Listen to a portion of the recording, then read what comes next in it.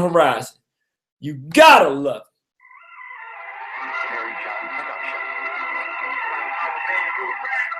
Like our man who rap. Yeah.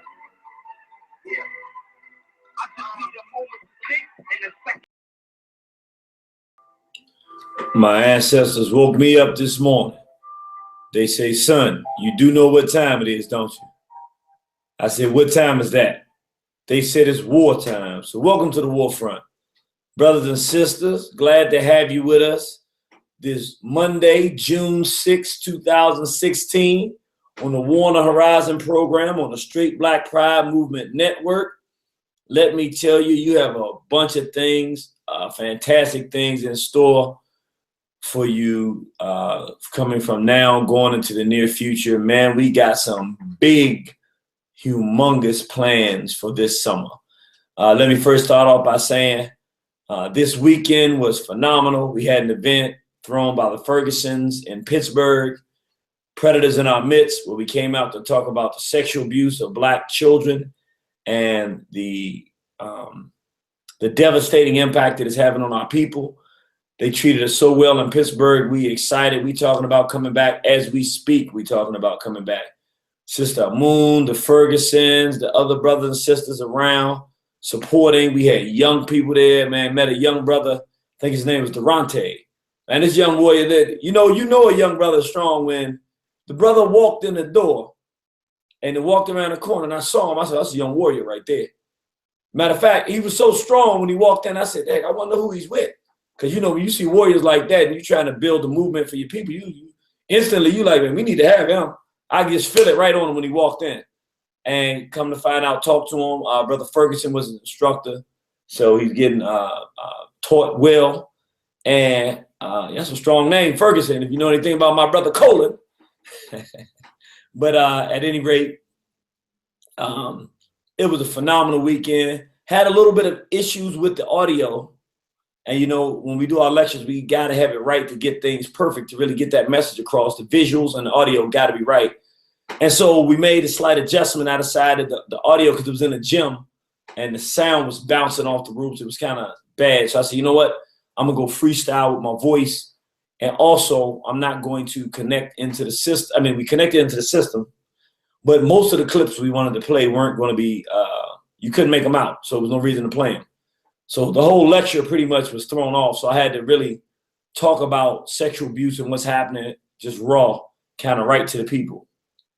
And I did that. And it was actually a good thing to some degree because, I set the lectures up so that when we're talking about something like sexual abuse, the lecture is so much political and historical information in it and relevance of why it's important and why we got to fight it, that if you've gone through it, it doesn't sit on the pain and reliving the moment as much. And a person can hear it and keep moving. Well, without the clips, without the ability to really go deep into the history with the proof and documentation, we were dealing with a situation where I had to talk more about what's really going on. I chose to. And having done that, it was more than one sister in the room who actually had to get up and leave the room because it started to hit them and started to rise up in them. And we were very fortunate. We actually had some sisters who were there who were actually therapists and counselors. So they were able to go right to the counselors and say, hey, look, we got a sister here. The brother's like, this is not what I do. Let me get some help. We actually had some counselors here and they were able to send the sisters to the counselors and they were able to hook up and say, look, we can do some therapy and work on this. So it's a very beautiful thing because even if it's bottled up, and it doesn't come out at the moment, the fact that it comes out whenever it's brought up at any point means that it's there, it's bottled up, and at some point, it doesn't matter if you 10, 20, 30, 40, 50, 60, 70, or 80, it comes out. And if it doesn't come out directly, then it comes out in your relationship with your man, or if you're a man with your wife, with your children, with your self-esteem, just any different kind of things, any different kind of ways it can come out. So it was a good thing that there were people there to help it because, everything was transitioned from what we intended to do to what we ended up doing. At any rate, the impact of the discussion, the children loved it, the parents loved it, the people loved it. It was something that everybody in the room benefited from greatly. It was a tremendous benefit. And I was glad that it happened the way that it did, even though, of course, I would prefer to be able to do the lecture the way it was constructed. At any rate, what I really learned was that there are people everywhere that are ready to do something about this problem. And when we had this dialogue with the people, we said, hey, we got our Not On My Watch campaign going on, the Straight Black Pride movement. One of the questions that was asked in the question and answer, yes, matter of fact, the strong young brother I mentioned, 20 years old, strong brother, soldier, a young soldier said, look, can we get a Straight Black Pride movement started here in our city, Pittsburgh? I said, absolutely. If there's enough interest in it, we can make it happen. So he said, yeah, we have enough interest here. So we're going to be working on that now. We're going to have a Straight Black Pride movement chapter in Pittsburgh, hopefully within a year's time. So everything is looking good. It's strong. And the people that heard this message really, really benefited. I could tell that the room was overwhelmed with the message because they're facing a homosexual assault. We saw it while we were in the event. Had two lesbians come in together, didn't know what it was about. As soon as they came in and heard the message and the link we made between pedophilia and homosexuality, boom, jumped up and left, which was fine. I mean, it is, it just warned the horizon, but I'm warning the horizon when we're doing our work. I'm Straight Black Pride movement. We Straight Black Pride every day of our life. That's a definition of a race of people. So, if they're not comfortable with Straight Black Pride, they should be leaving.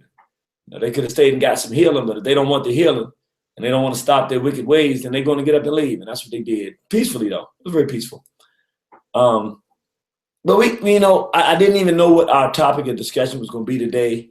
But we had a very interesting thing occur.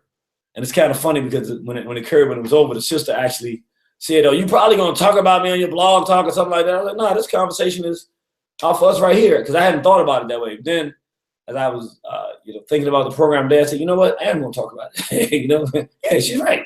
Why not? One thing that I'm learning, and I'm going to go back to something that happened, and then I'm going to come into this conversation. Then I want you to call in tonight because this is going to be mostly a program where you get to talk, but I kind of want to set it up and let people know what's going on because I know people are seeing the things that are going on.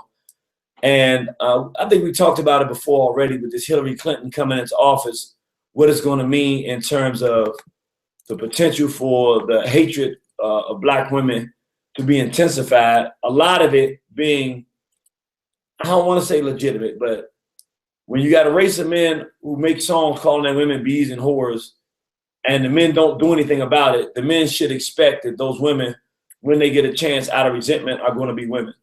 And that's what's happening now. And our women are being recruited for this feminist anti-male movement that's going to be the strongest anti-male movement, in particular anti-Black male movement in the history of this country and perhaps the world under Hillary Rodham Clinton. So I'm going to kind of set this up tonight, and then we're going to get into some dialogue. I want to hear what you got to say, because I know the brothers have been complaining about the women not being on our side and not supporting us even when we're doing the right thing. My point is always, yeah, but two dudes doing the right thing and 2 million doing the wrong thing, and the two guys think that all of a sudden the women who grew up in an environment with two dudes doing the right thing are supposed to be right. It just don't work that way. It's kind of ridiculous for us to even think that. As men, we got to realize we didn't do our jobs. Our fathers didn't do their job.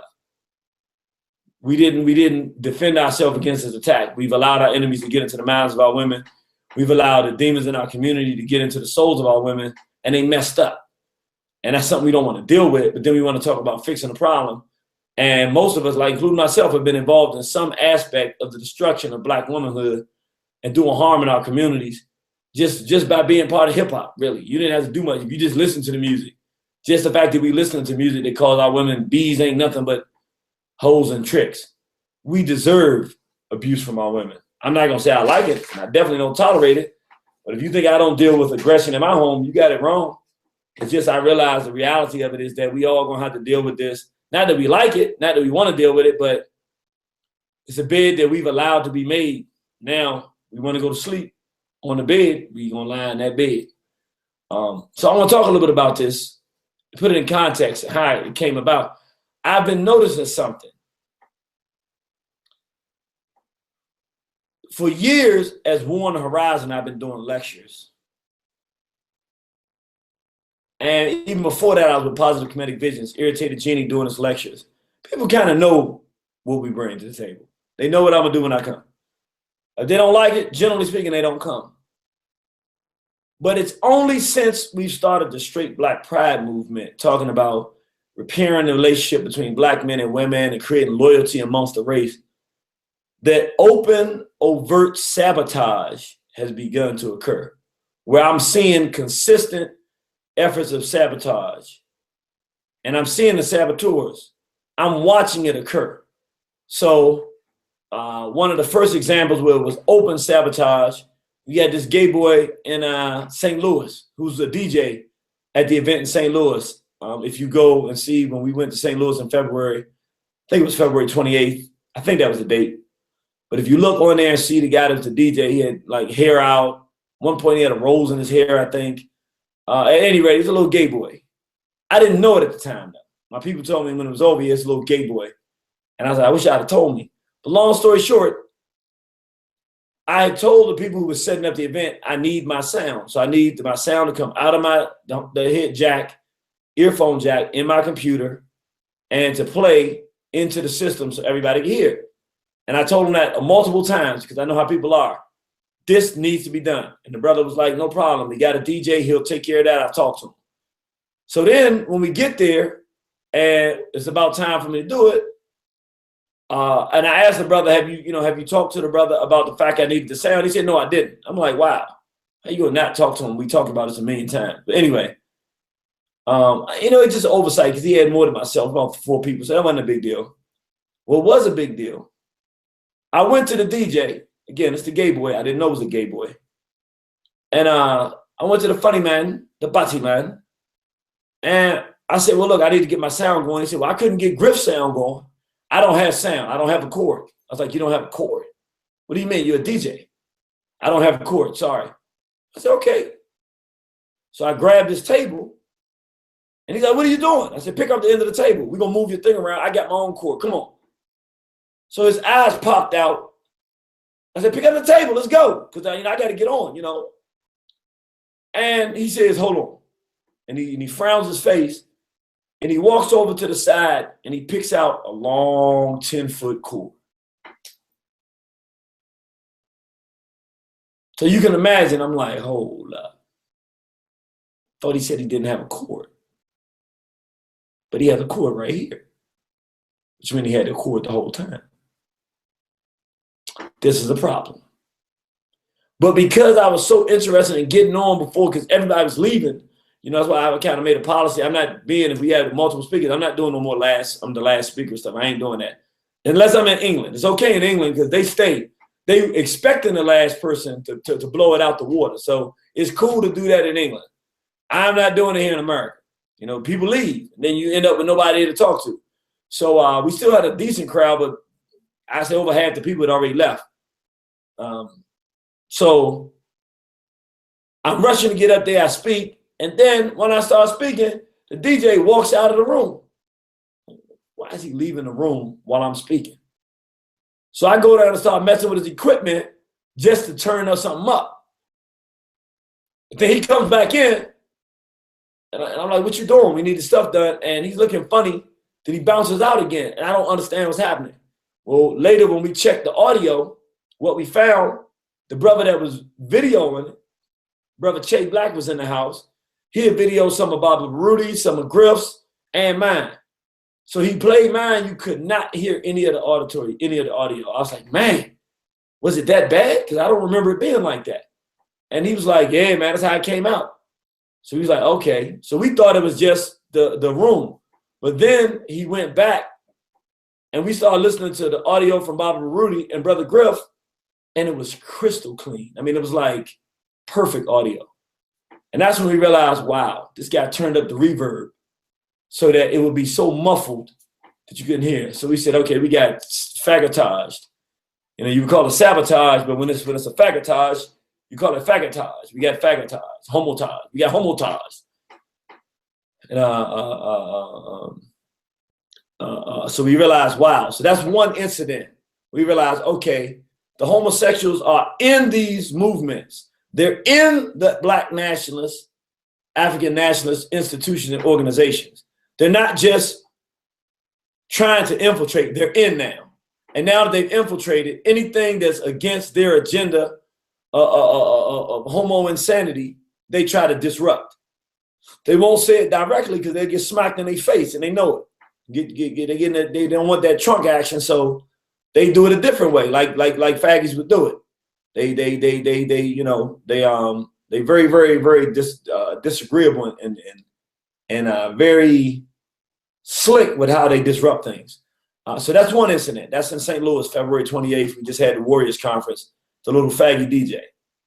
So that's mark it down one. The Star Wars, they have the Attack of the Clones and everything like that. So this is the not sucker DJ, but faggy DJ. Well, maybe sucker DJ. It's a little graphic idea right there. I didn't mean it like that, but you know what I'm saying. So we had the attack of the attack of the faggy DJ, the attack of the gay DJs. You know what I'm saying? with the red, black, and green sticker over top of the gay flag. At any rate, and last thing on that, I actually had a sister. Once I told this story before on the station, she contacted me and said, I listened to the program. She said, I was in St. Louis this week and I saw the guy and I was like, dang, he's gay. She said, but he can't be gay because he was at that event. And so I'm glad you said what you said because I knew I was saying what I was saying. He was openly gay when I saw him at the event. I said, yeah, we got him infiltrated. So that's one incident. Next incident, I'm going to England. And we did a phenomenal event. I mean, when I say African Liberation Day in England, ALD was phenomenal. Let me tell you something. The work that Brother Beanie and the PAC is doing, PACM has been doing over there for decades. I'm just so proud that they exist, man. I don't even know if we got organizations that have been, that are still that strong and they've been doing it that long in existence today. I gotta say, the PACM in England, look them up, support them. If you're in England listening to this, they're doing some powerful work. I am just so overwhelmed with how well that thing was done. I mean, the DJ we had a real black man DJ this time doing great work. He was phenomenal. The whole organization, the sister that was running the thing, had everything running on time. The way she wouldn't even let me eat no fried. I was trying to get a piece of that fried chicken so bad. She made me eat the baked chicken. Said, your wife ain't here. I'm going to take care of it while she ain't keep you in good health. I was like, thanks a lot. You know how you say, you really appreciate it, but you'd rather not have that kind of love at the moment because you want to eat wrong, kill yourself. So it was like, thank you, my beloved sister. But she did, the beautiful sister took care of us. All of them took great care of us. Brother Al, Brother Beanie, the two sisters. I'm sorry, I'm drawing a blank on their names now. A host and their family. I mean, brother was over in England eating fresh lobster out of the Caribbean Sea. I know y'all don't know nothing about that. That's your fault now, man. Should have been rolling with the genie. At any rate, eating salt fish, fresh salt fish. Verily, verily, I say unto thee, whosoever travelleth with genieth liveth the lifeth on the roadeth. No, I'm just joking, but we doing it. But there was one glitch in the system. We were doing our second day, and the first day went so well, people almost doubled the crowd for the second day. They was like, we got to hear this brother again because he's really giving some information that, we wasn't expecting this level of information. And we gave the problem the first day. We were going to be giving solutions the second day. But I wanted to give them a little bit more than just solutions because everybody wouldn't have been there the first day. So we were given a different selection of information, but then going to lead into solutions. And there was a brother on the stage I found I grew extremely uncomfortable with very quickly because, when I went up there, he told me I had a certain amount of time to speak. As I began to speak, trying to be respectful as a speaker, I'm looking at how much longer do I have. He done cut the time in half very quickly. And no consideration for the fact that I was told that I would have a lot more time to speak. And everything about the situation was wrong to the point where the people started saying, hey, whoa, don't be like this. Let the brother finish. And so I was trying to, finish speaking and everything like that. And the dude it got so indignant. He got so indignant while I'm speaking. He gets up and stands behind me at the podium, basically get off and put the microphone down. To the point where I had to look at the people and be like, look, I'm trying not to get uncool here, but this is just blatant disrespect right here. And the people was 100% in agreement. Yo, It's just disrespect. Don't do it like that. Don't embarrass Birmingham like that. But the people didn't understand. I know this is not Birmingham. Whenever we go, see, I'd already learned from the little sucker DJ, you know, the little humpback DJ. They're saboteurs. We were talking about pedophilia and the need to destroy pedophilia and stop the sexual abuse of black children and the Bati Man action. And this dude was on the stage like, I don't want to hear this no more. So in my mind, I'm like, yo, I don't know if he's a body man. I still don't know if he's a body man, but I do want to know who he is. So if any of the brothers and sisters in England know who he is, I need the lowdown on who he is and what that was up to, because everybody else was cool. Nobody else was trying to rush us off like that. Nothing else was going, but it was like very clear he wanted me to stop. And if I'm talking about stopping sexual abuse in the black community and trying to give solutions to how we're going to deal with it, and he's trying to prevent the solutions from being given and trying to prevent the dialogue from going, something's wrong. And there was something wrong. So I'm saying another saboteur situation. It didn't work because the people still received it. Irritated Genie is married to Birmingham now. Married to the PACM, married to Birmingham, married to Kush TV, Go Kush TV. If you're in England and you're not watching Go Kush TV, I don't know what you're watching. I'm gonna tell you like that. Matter of fact, when you get offline tonight, or even while you're listening, and you can do two things at once. I know my sisters can multitask. Go put in Go Kush TV, GOKUSH TV. Over in London, they doing big things and powerful things. They videoed the whole day. They were just doing great work. Also, check out Galaxy Radio. Very powerful radio station in London, South London and Peckham. Don't know where they located exactly. Wherever they located, they doing what they supposed to be doing. They very, very strong. My brother, Almec. Now I hope I'm saying his name wrong. Right. I might be messing his name up. But if I'm messing his name up, I ain't messing his game up because he put in that good work. Amlak, my brother Amlak from London. Brother Amlak on Galaxy Radio. That's a program you got to tune into. AMLAK, brother Amlak. But so that was a saboteur situation too, where literally if I'd have done it his way, I wouldn't have got a chance to speak.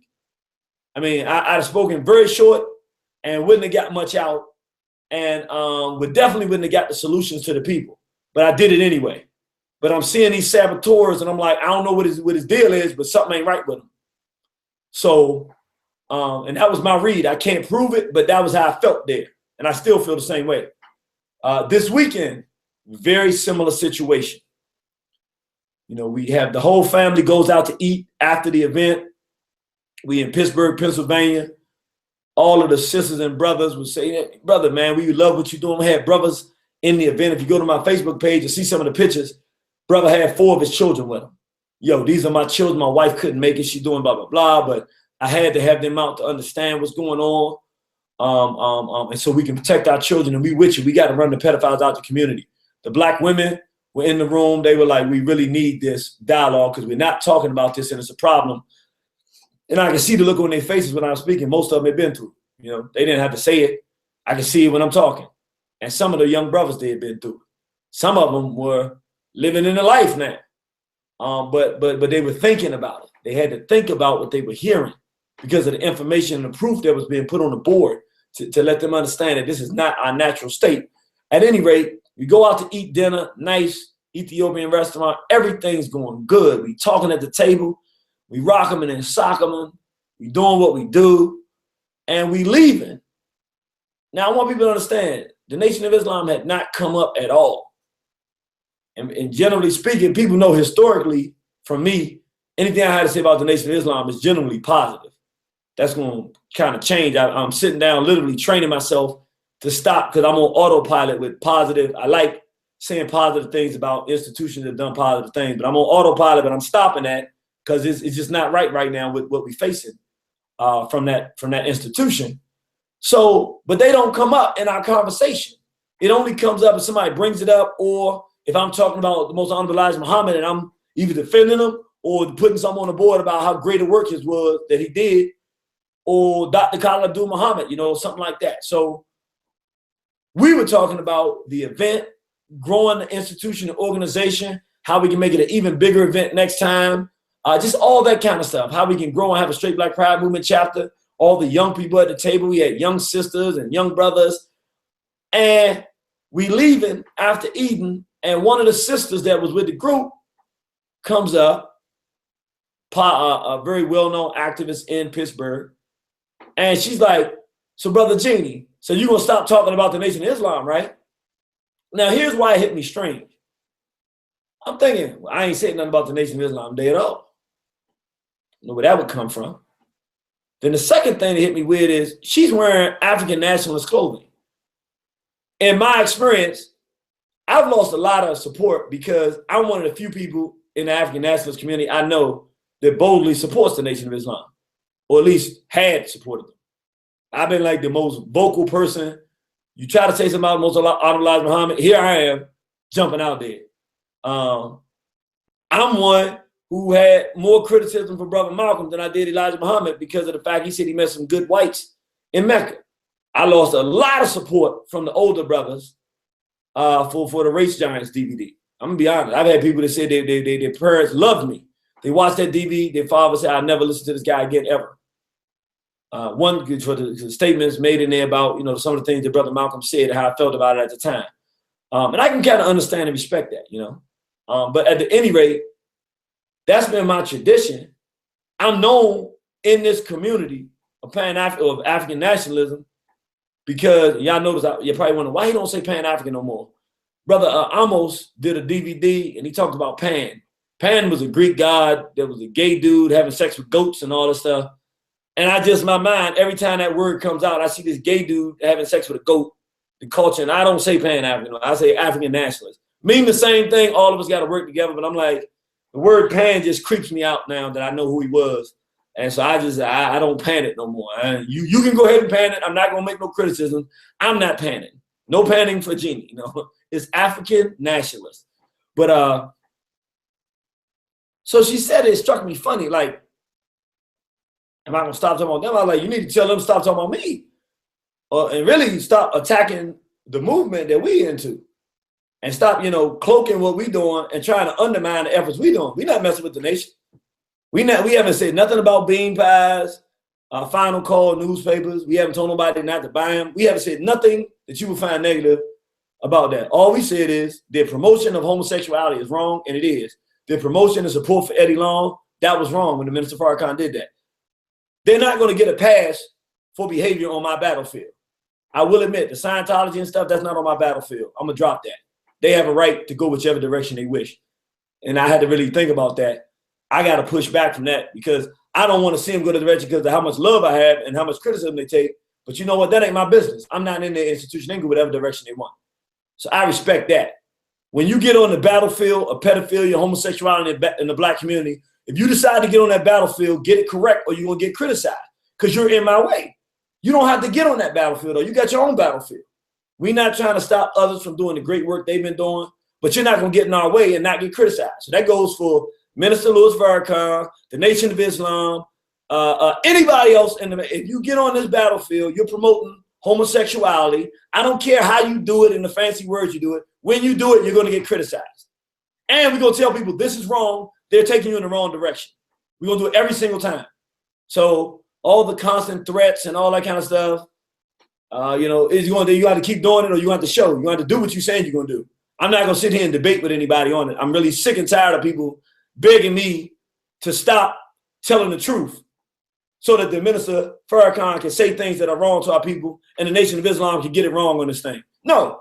Why don't you be a man? Why don't you be a woman of some integrity and you do the same thing I'm doing instead of leaving me out there always having to carry the bag by myself to fight the fights and say what needs to be said when it needs to be said. I'm sick of y'all, all of y'all, collectively. Everybody calling me on this, stop calling me. Stop telling me to stop saying things. Call up the Nation of Islam, call up Minister Farrakhan and say, stop getting on this battlefield. It's not yours. Stop getting it wrong on homosexuality. Stop getting it wrong on pedophilia. Call them. Don't call me no more. I'm sick of it. I don't care how much you're supposed to be a friend. I don't care who you are. Don't call me about it no more. Don't talk to me about that no more. Call them. I'm not wrong telling Black people that homosexuality is wrong and that it's killing our race. You're wrong. And you're wrong for asking me not to say anything because you're scared. Yes, they murdered Malcolm. Yes. Yes, they shot Dr. Khaled. Yes. I'm not in the nation. And I'm not going to stop being truthful and honest because I'm so scared of what happened to somebody yesterday that I think it's going to happen to me. I don't think like that. I think I'm going to win. And that might be crazy. And I'm definitely not trying to go that direction. I mean, you can imagine with all the positive stuff I said about the nation in the past, I'm hoping to God some magic trick happens and they just say, you know what, we're going to do our thing. They doing their thing over there. We can peacefully coexist. And one day they can reconcile. But I really don't care about all that right now. They're taking the wrong position. I'm going to keep doing it. So anyway, when she said it, I'm thinking, how can you be an African nationalist dressed in the African nationalist attire and be concerned about me and what I'm saying about the Nation of Islam? It just didn't ring right. So I said, well, you know what? In my mind, I'm like, maybe the sister just is one of the ones that wants peace. But you know how something hits. So I'm like, okay. So we walking, leaving out of the restaurant. I'm like, tell them, come on, me. You need to tell them to stop talking about me. You got dudes coming up in Canada talking about in the Nation of Islam and they bow ties. Yeah, I represent the minister, brother. Oh, you do? Okay. Yes, you travel by yourself all the time, huh? Okay, so now you want to put out the threats. But if I smack him in the face, then it looks like I'm a violent person. And it looks like we trying to have issues. But yet they all up in my face, coming behind me. We go to the Hebrew Israelite Tazariak event up in Brooklyn, New York. Nation of Islam coming in there, standing up all behind me like this. I'm like, dude, first of all, you got 3 dudes behind you that's like itching for a scratch right now. And secondly, I'm not really interested in dealing with it. We out here trying to fight pedophiles right now. But I ain't gonna lie, I don't like that like bolstering and everything. And I know I haven't brought it up. It's just coming out now because I'm sick of people calling me up, talking to me about stop saying stuff about Minister Farrakhan. Look, y'all are cowards. He's a God to you. He's not a God to me. And even if he was a God, if he was a God that started doing stuff that's wrong, it's going detrimental on this battlefield, I'm gonna criticize God. And he was a God to me at one time. I ain't gonna lie, one time he could do nothing wrong. And I was just like the people that are criticizing me. Anybody say something about Farrakhan, I had a problem and I was ready to fight about it. So I understand the sentiment. I was there. As a matter of fact, I bought my first shotgun because I was like, somebody do something to Farrakhan, I'm gonna shoot him. So might be a little bit of a hypocrite right now, but I'm gonna be a hypocrite tonight. It is what it is. So we're going down there and I'm like, look, you need to tell them to stop. I'm saying that I'm telling you tonight, kind of what I'm telling you, you need to tell them. So I started kind of talking about some of the stuff going on. Look, we trying to fight pedophilia. I ain't got no time to be dealing with the nation now. I just don't even have time because we got this Bambaataa thing. He's molested all these boys. I just got back from England. They told me about 2 brothers. One of the sisters knows the brother that committed suicide. One of them knows him closely. All the brothers who are going in mental asylums now because of his molesting them. She said there's like 50 victims there that she knows. I'm like, can you get one of them to have the courage to come out here and talk while I'm here so we can get on film so we can show people we got to do something about this? No, she was scared to talk on film. They were scared.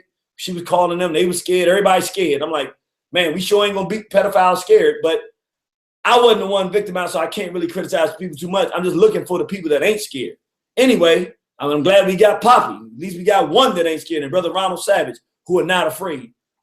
But anyway, so we just going back and forth, and she not really staying on the nation so much, but I'm stating it, and we out there for at least an hour, just talking. But I'm trying to figure out where she coming from, because she keeps saying, yeah, I don't remember what she was saying, but it wasn't making sense.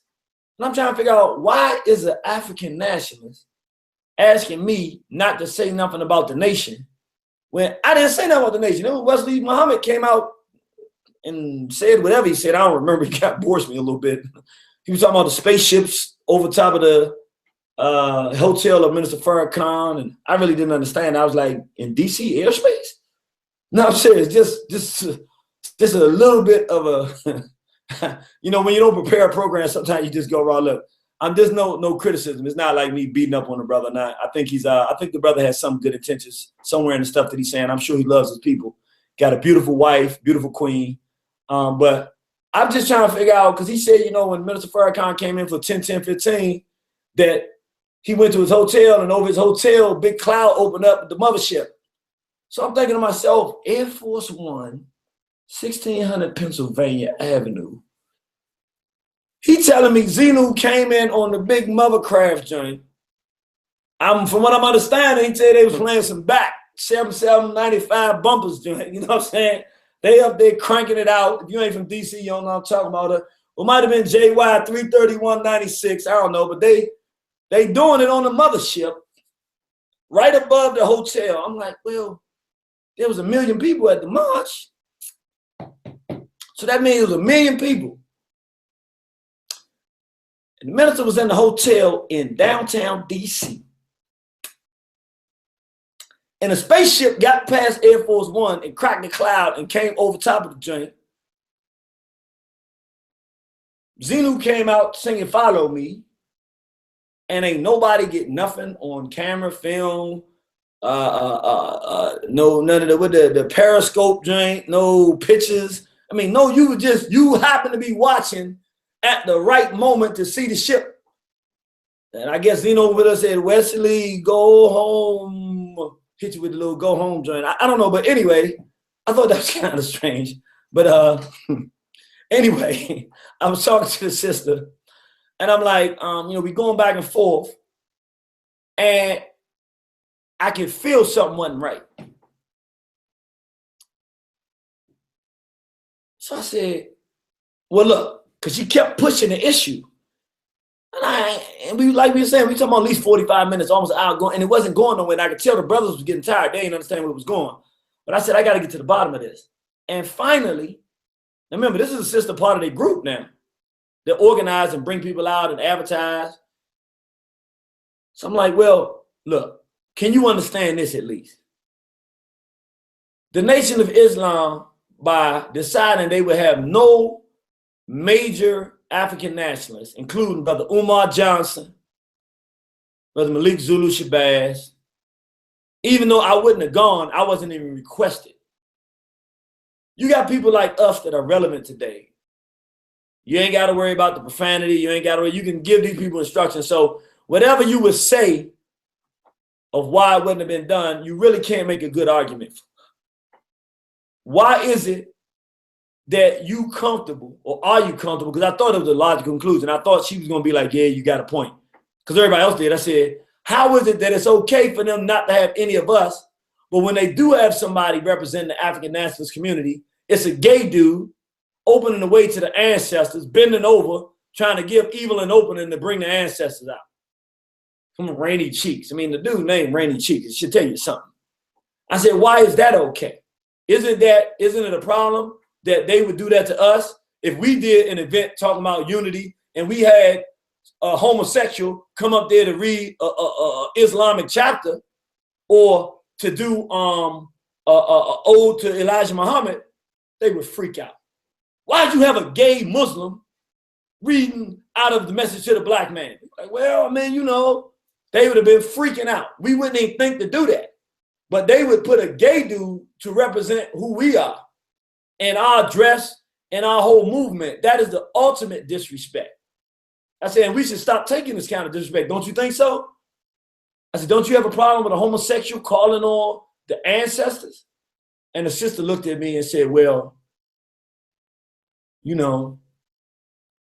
anybody who calls the ancestors has the right to call the ancestors. I was like, whoa.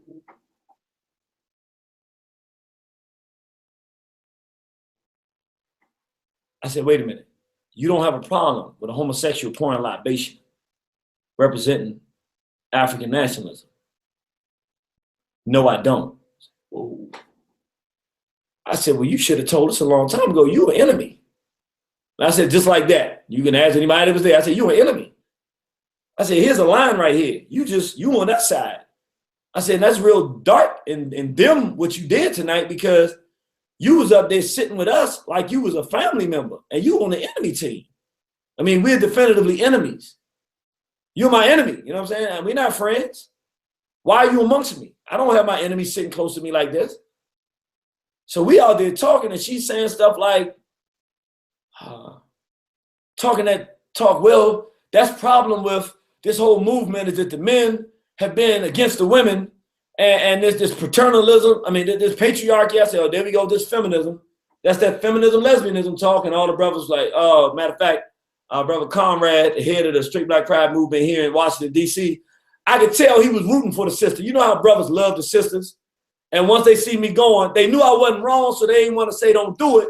At the same time, they really want to say, nah, Jeannie, we'll give her a chance. And they was trying to root for her. But when she said patriarchal, they was like, oh, man. He said, I said, there you go, bro. Ain't that the feminist word? He was like, yeah, it's just, that's when you say patriarchal, that means you're a feminist. That's the whole feminist lesbian. That's the feminist lesbian party line. That's when you say patriarchy, that means you're a feminist / lesbian. You want some old anti-black, anti-male stuff. You want some old lesbian, homosexual, whatever or another. So she was like, oh, whatever. I said, yeah, you're a promosexual at least if you're not a lesbian. And she frowned on her face. I said, oh, so you just made up the word. I said, you're a promosexual. You out here promoting homosexuality. You believe in promoting it. Whether you're involved in it or not, I don't know, but it doesn't matter. Either way, you're just bad. I said, you're an enemy to our race. I said, think about it. I said, what member of our race that we respect promoted and supported homosexuality? When we doing libations and we call them in, which one of them represented that? She said, none of them. So I looked, that's a strange answer. Because I would have thought she would have tried to defend herself by saying James Baldwin or something, you know, pick a front boy, you know, pick a hump boy or hump girl, and then, you know, pick a white sex offender and then try to justify it, but she didn't. It was very deliberate, and I was like, whoa, this is deeper than I thought. Because she was like, no, none of them agree with it. But I'm taking a different position than the ancestors. I was like, whoa. So then one of the brothers jumped in and said, wait a minute. So you don't have a problem with Dr. Ben being brought back with a homosexual porn libation, bringing back the spirit of Dr. Ben, even knowing what he stood for and how much he was against that? She said, no, I don't. And that's when we were all sitting there like, whoa. And, you know, I kept pushing. I said, well, you're an enemy and you shouldn't be around. I said, now, I can't speak for these brothers. Maybe y'all all agree on the same thing.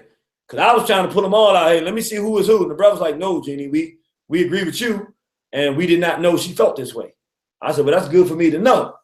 I said, because this is a problem. I said, but don't feel strange because I've had the same kind of thing happen with the hump boy in St. Louis. I told him about the hump boy. I said, this is what's happening now. They in and they acting, they cloaking us, but they not us. This is a pure, unadulterated, aggressive feminist standing around with five black men, 6, trying to tell us we need to accept homosexuality. And I should stop talking about the Nation of Islam. Then I figured it out. Oh, because they saying we should accept the homosexuals in the movement. Now you saying, yeah, leave the nation alone because they inviting us in. I was like, whoa, this is heavy. So now I figured it all out. Got to the point where we were going back and forth so hard, the demon really finally came out. The spirit of Barry Russell just jumped out of her soul. Alice Walker just jumped out of her soul. What's the one? Angela Davis just jumped out of her spirit. She said, straight black pride is ridiculous. I don't even believe in that stuff. You can have a movement that doesn't allow homosexuals. I said, okay. And when she said it, it was like the final deal for everybody that was out there. Because everybody's like, wow. She putting out advertisements for the event. All this kind of stuff she was doing. But the whole time, she's against everything we stand for with black man and woman coming together to produce family and locking the door to outside forces trying to disrupt black family. She's completely on the opposite end of it. It was very disturbing. She finally realized, I think she realized she was talking too much as we was pulling it out of her. She was giving everything because she tried to start lying and say, no, I'm not saying that. I said, you just said you don't believe it. You can't take it back. We heard you. And she just freaked out, just ran off. And then that's when well, you can, I know you're going to put this on your blog or do it on your talk show or something like that. I was like, no, we just out here talking, you know, you're treason. I'm telling you, you're a traitor to your face. I don't need to do that. But I changed my mind. You know, when I saw driving, I was like, you know what? Yeah, I ain't going to do that. You're right. Since you said it anyway, I need to let our people know. Suffice it to say, I talked to the group and they were like, look, she did not represent us. We had no idea. We knew she had her own little opinions or whatever, but we didn't understand it was this deep and this calculated. And she was talking about, oh yeah, you know, I got I'm in my investment group with Zaza Ali and only us women can be part of it. And I'm like, well, I've listened to Zaza Ali before and she don't be talking that feminist stuff. I know she don't be talking, oh, we need to organize only women and not men to be against it. But that's how this sister's trying to portray it. And I started saying that, wow. I said, you know, I'm gonna contact the sister and I'm gonna talk to her as soon as I get a chance and let her know, be careful of some of these feminists and these lesbians out here, because they're looking for a front person that they can hide behind and pretend like they with African nationalism, but really they just promosexuals. And they want somebody to lead the charge, and they're looking really for, you know, somebody to do it. They would love to use Umar Johnson, but Umar Johnson not with that feminism or that homosexuality agenda, so they can't use him. They ain't gonna look on this side and try to come this way. They found a place where they're more comfortable with the Nation of Islam, to which I say, I'm really decided for the brothers and sisters who are like, you know, the issues with Nation of Islam, Irritated Genie, and War on the Horizon, and all of that should stop. I do have a solution. I think like this: since we can't speak for every group, I think that I can speak on behalf of the RBG community and the Straight Black Pride movement and War on the Horizon and the African nationalist community in general. For the homosexuals that want to be part of a movement, since none of us are going to accept you, why don't you go join the Nation of Islam? Because they're saying that they believe they can work with our people who are homosexuals, and they're open to that. And I'm not saying that as anything negative. That's the position they've taken. They say that, I mean, the minister said that, Brother Wesley said, we're not going to turn our people away. We're going to invite them in and work with them. So what we would say is to all the homosexuals, put down the red, black, and green flag, pick up your star and crescent, and go join the nation. And go work with the nation. They're open to work with Black Lives Matter. They're working with the homosexuals, and they have a right to do that. I don't like it, but I really thought about it in a mature manner. It really solves the issue, because we're not going to accept you, and you're going to start having major problems. We get more aggressive in our defense of our culture, and to alleviate the conflict, this way we don't even have a conflict with the nation. If the nation is promoting that, we're still going to show it. We're not going to let them do it quietly, but that's okay if they do it. We don't want conflict. We just tell the homosexuals, go to the Nation of Islam. And that way, nobody can be upset, because they're saying they cool with that. We're not cool with it. So since we have that disagreement, we'll send all the homosexuals that way. You can join and be part of the conscious or the Black empowerment through the Nation of Islam. Homosexuals go there. The rest of us are going with our red, black, and green flags. We Straight Black Pride movement. We like New Era Detroiting it. All the different groups that are doing whatever they're doing throughout the country. Amin Ra squads and all of the different groups that are doing what they're doing. Know the Ledge. And I don't want to pretend to speak for them, but I think they'd be comfortable saying the homosexuals go to the nation. And they've said they accept that, or that they'll work with you at least. We're not even working with you. We're not having no ifs, ands, buts, or maybes. Stay out of this stuff. We offended when you pick up that flag.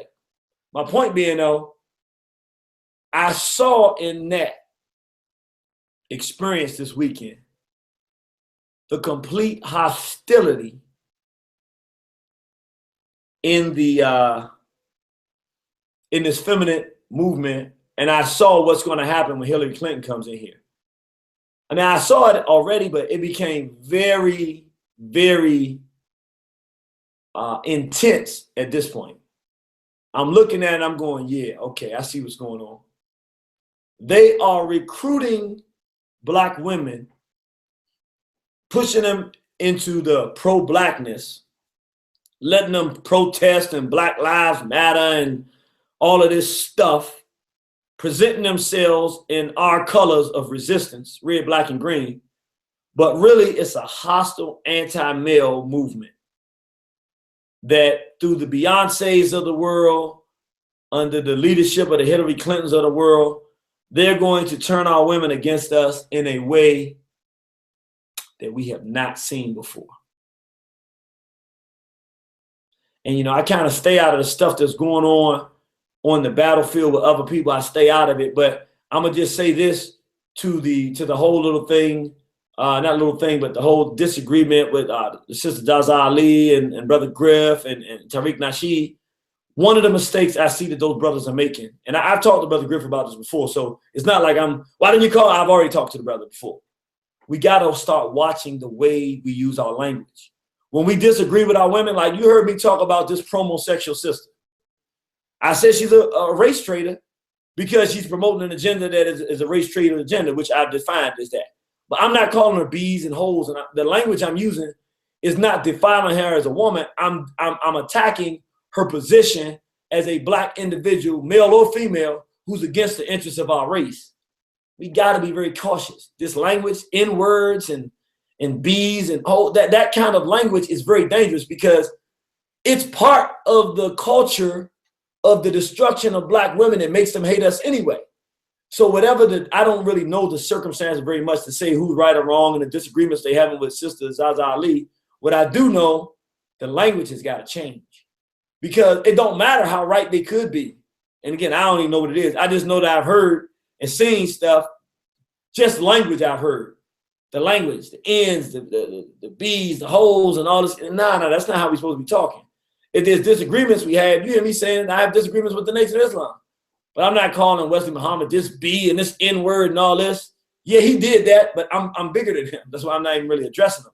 Sure, he went on Mos Mariam and defiled Elijah Muhammad's platform like that. He has the right to do that. It doesn't mean I'm going to do that. I'm better than him, in that sense. I'm bigger than him. I understand that it's about our people. So even if I'm going to disagree with my brother, even if I'm going to do it publicly so that our people get a chance to pick, I'm not going to try to defile him. I may make jokes about him. I might take my slights and stuff. Even the Minister Farrakhan, he's not above reproach, but you don't hear me just totally defiling. Yes, I know all of the stuff I can start talking about it, but I'm not going to do it that way. It doesn't make sense because we shouldn't at all be doing that. Even if we, sometimes you come to the street, you're going to attack somebody harder. That's okay.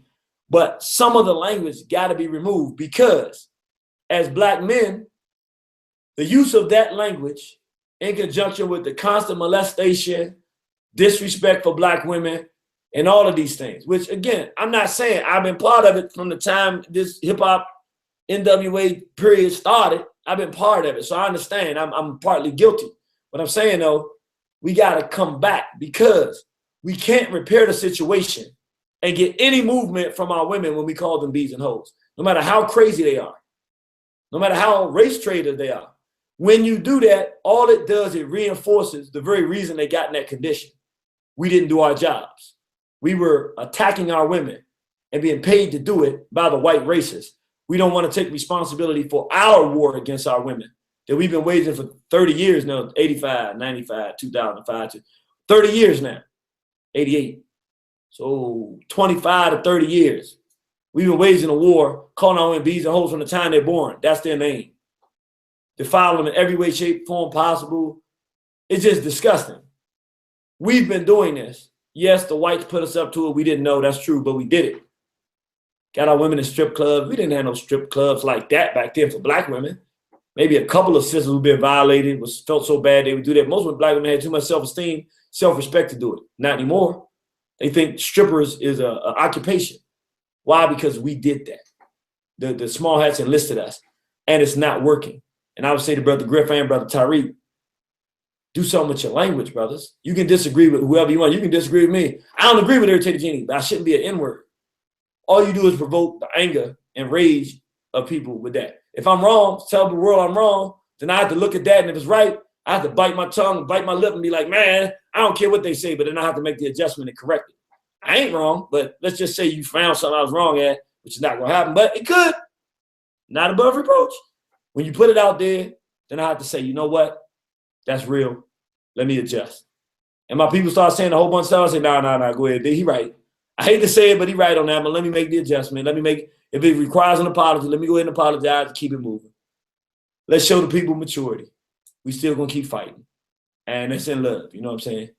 And that's really in love, what I'm saying, for those brothers. Particularly Griff. I mean, I know Brother Griff. I like Griff. And Brother Tariq, I mean, he's doing some things that's having major impact on our people. I won't take any credit from him. He's shown us better than anybody I know that we can sell nationalism, which is important because if you broke, you can't have revolution and freedom. You can't get it broke. He's shown us that we got enough information and there's enough interest in our people in the information we have that they'll pay for it. And they'll pay for the liberation of our people if we know how to do it. And he's shown us how to do it. So I appreciate that.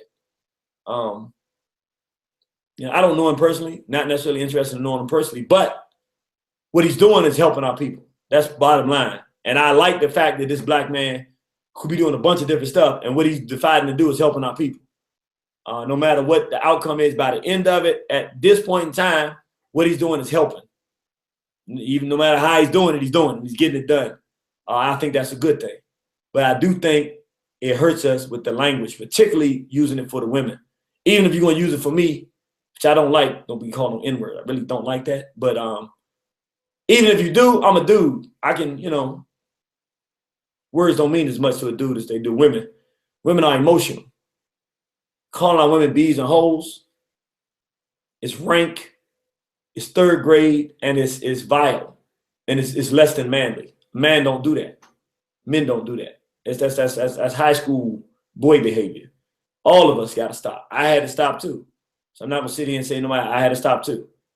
I graduated from high school, and it was long past high school when I still was talking a certain way, and I said, I got to do better. All of us need to do that. Shouldn't hear that coming out the mouth of no brothers, for no sisters. Even though brothers do need to criticize our women because our women are getting insane. Beyonce needs criticism, but not being called a bee and a hoe. That just ain't working. It's not gonna help anybody.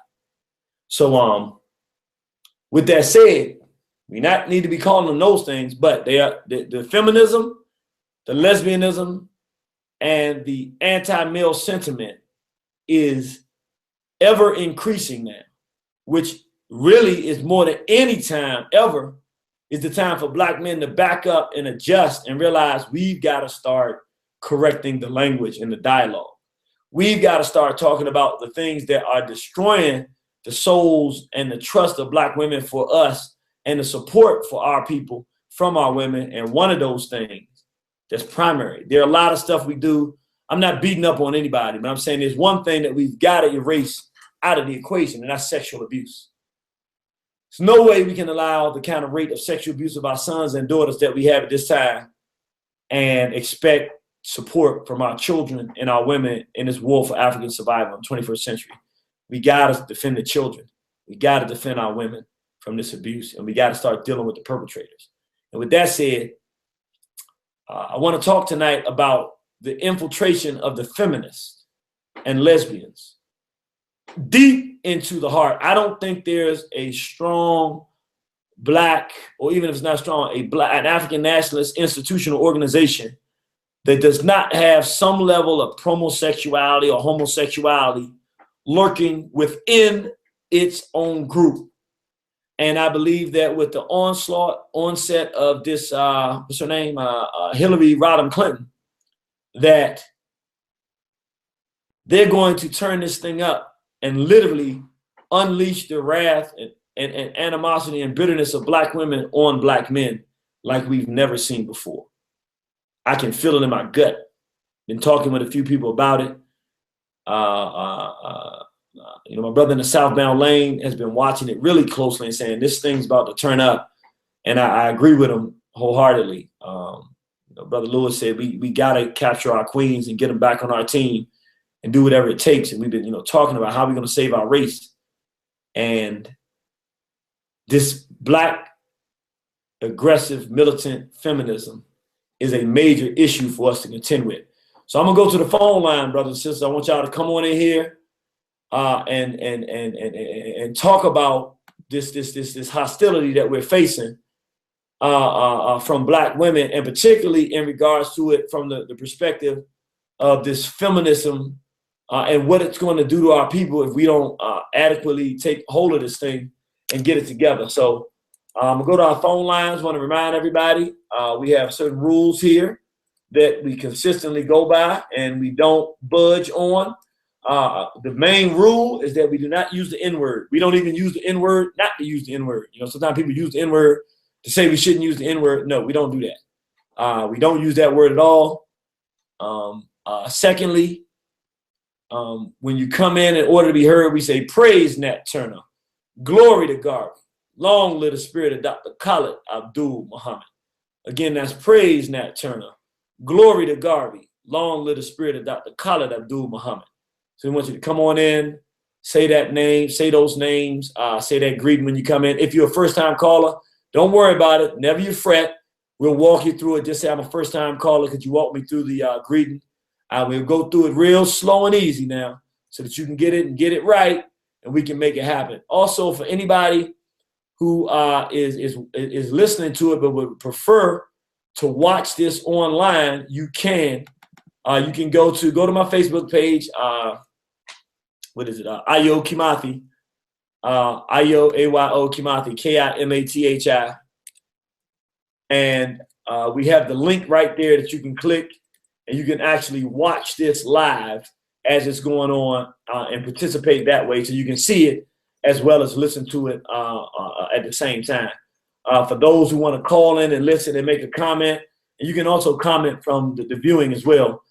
You can call in here at 347-850-1836. Again, that's 347-850-1836. You can call in.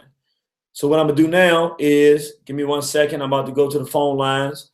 I just want to get the people who requested to speak first. Give me 1 second. I'm just going through the boards here. 7851, they wanted to speak at one time, but they're not any longer requesting to be heard. So, okay, so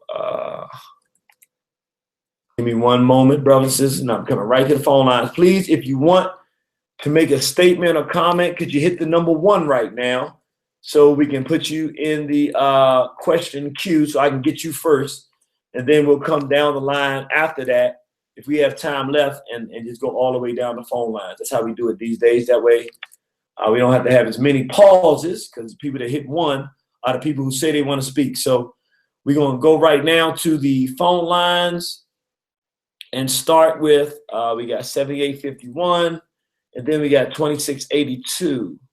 Give me one moment. Let me erase these numbers from down here. Okay. So right now we got 2 callers in the queue, so I'm going to go first to 7851. Praise Nat Turner. Glory to Garvey. Long live the spirit of Dr. Khalid Abdul Muhammad. Praise Nat Turner. Glory to Garvey. And long live the spirit of Dr. Khalid Abdul Muhammad. How you doing? I'm doing good. How you doing, my brother? I'm great. Thank you. So I mean, I feel like definitely in line with the real turn up and aggression we're gonna see from our women. You know, it goes back to all the things that at the end of the day Black men put us through. You know, you got just one typical Black woman, right? She's going through her life. So at about 12, she's molested or raped, right? You know, then her father's not there. Then her first relationship, you know, the guy just used her for her body, his virginity, and just uses her. Well, not her virginity, but he just uses her. In the next relationship, it's going okay, but that's when she experiences domestic violence. Like, then the next one, she puts her all into him to help build him up, see some type of potential. But, you know, he's just, you know, he's just using her and not really trying to do nothing for himself.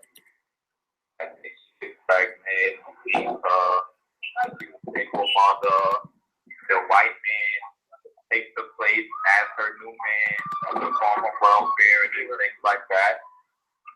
I mean, he's gonna feel it right. So you feel that you can feel the same thing coming down the pipe? Absolutely. Like the Black women, this for a Black woman to think feminism, like to think that has anything to do with her in itself shows, you know, we got a problem. But it's Black women who wholeheartedly subscribe to that, like who feel men is the enemy in general. All men cheat. You got things like that women feel all men cheat. You know, you got Black men on social media and stuff pushing polygamy. their relationship right with one actor. Wow. You know, that's okay. I don't want to justify black women's what I'm gonna do is okay, it got a little bit quieter there. I don't want to justify black women's hostility towards black men because we can't win that way. However, I do think that if we don't take the responsibility to, and I'm gonna bring you back on, brother, but it's a lot of noise in the background, so you know, it's hard for me to hear myself talking when we're doing it. I think that one of the things we have to do is recognize that as black men, if we don't look at the reality, look, we got to change this music. Take out all of the negative stuff about us talking negative about our women. Take out us talking about shooting and killing each other, because those people we talking about shooting and killing are black women's sons.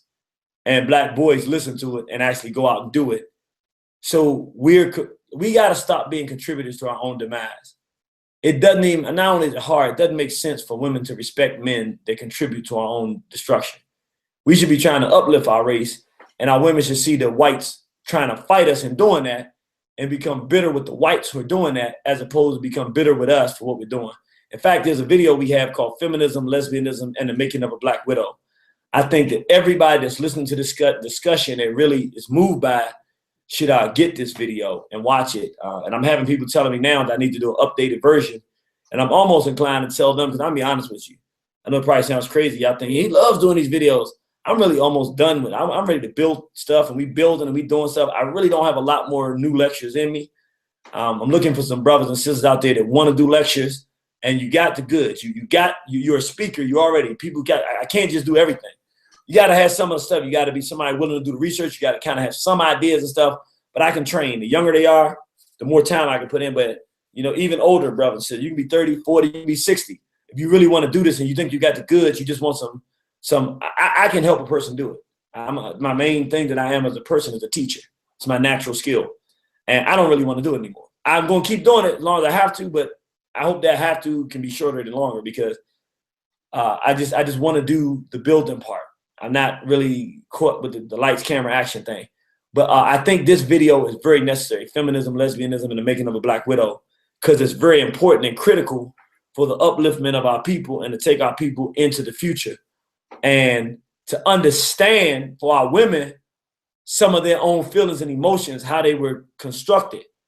And for us as men to find out and understand what they're dealing with, so that we can be a little bit more patient and do what men are supposed to do, provide some leadership and guidance to help black women navigate out of the mentality that they're in sometimes, that even if it's not the right personality to have, and it wasn't even anything a black man did to create it, nevertheless, if we can help them see and begin to find a way out of that hatred for black men and turn that into something constructive and hatred for white supremacy, then it can benefit all of us. Let me go back to my brother here.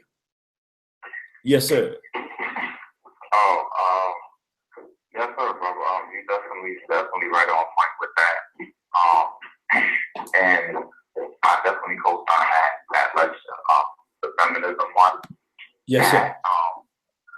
And the feminization of the black male. Yes, sir. Like those two right now, and predators in our midst, like yes, you know, they need to be like what you said with the lecture, how you kind of tired of doing them. What we need to do, somebody had posted on Facebook a couple weeks back. They were showing the lecture, like, you know, they kind of hosted a little event, had some food or something like that, you know, maybe show us at the door, maybe not. And, you know, some people to come out and, you know, kind of watch it like they, you know, going to the event, like maybe at a hall or, you know, someplace you could do it, or even your house. That's right. You know, you host it as like a movie thing, just like if there was a fight, you know, Mayweather fight, host a fight at your crib or a fight party, people come out, you know, it's the same concept. You need to do that with the lectures to get them, you know, more circulated. That's beautiful. I agree with you. And one of the things we are doing, I'm working with some people now, we've decided all of the lectures we're going to turn into documentaries, meaning it's one thing to have the lecture. It's another thing to actually go out So Predators in Our Midst, we'll start interviewing people that's been through it and talking about it and showing it and do it as a documentary form. So it's not me talking, but it's different people that we're talking to, and it's more in a documentary form. And feminization of the black male. Let's go around the world and talk about what's happening and how this is going on. So these are things that we're going to discuss. So we definitely agree with you and appreciate that endorsement, brother. And we thank you for tuning in. Keep tuning in, all right, my brother?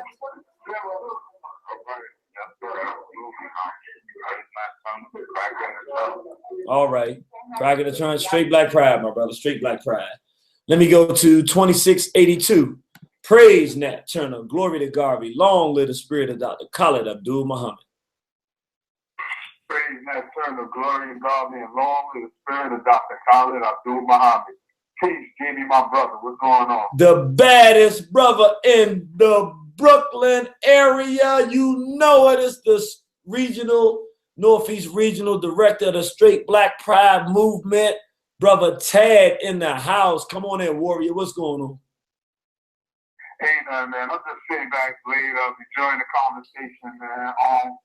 It's kind of crazy because I can't call it in terms of the sisters because, you know, I'm around strong black women who don't subscribe to that feminism stuff, you know. That's right. Now, black women being empowered, I always encourage that. I mean, I've got both my grandmothers. I love them very much, raised by my mother. So, I mean, I don't look at women as beneath us.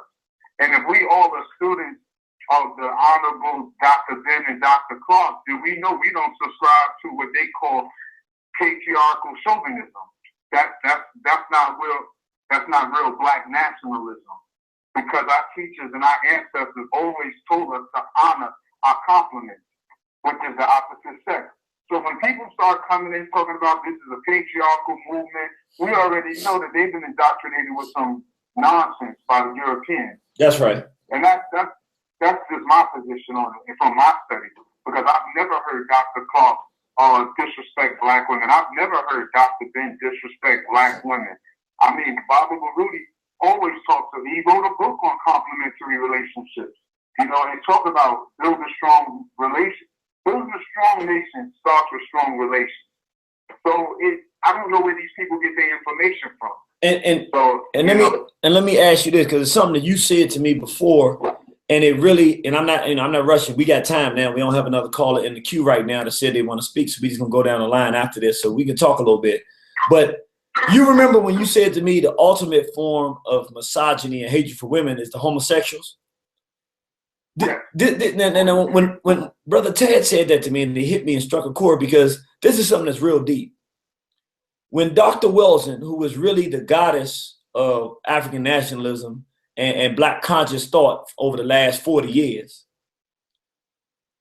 dig this, when they had the Million Woman March, did they have her be the keynote speaker? No. Okay. When she passed, who was it that immediately started attacking her? The homosexual. And where were the black feminists to defend her against the homosexuals? I didn't even know they were any when she passed, because I didn't hear anybody speak up for her. Who spoke up for Dr. Wilson when she passed? And the homosexuals started attacking her.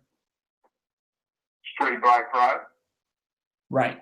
So that's black men, women, and children together spoke up for her. So if there's this misogyny and hatred for women, which was displayed in the attack on Dr. Wilson, why is it that there's only one movement, which is made up of different organizations? So we will say they're more than one organization, but at the end of the day, only this movement were the ones vocal. Nobody else had a peep to say.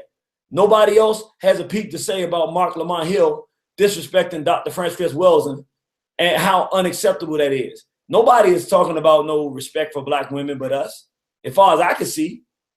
And I didn't hear none of the black women doing it. I'm just being real. Where were the black women feminists? Our women in the straight black pride movement is like, y'all need to kick his head in. I'm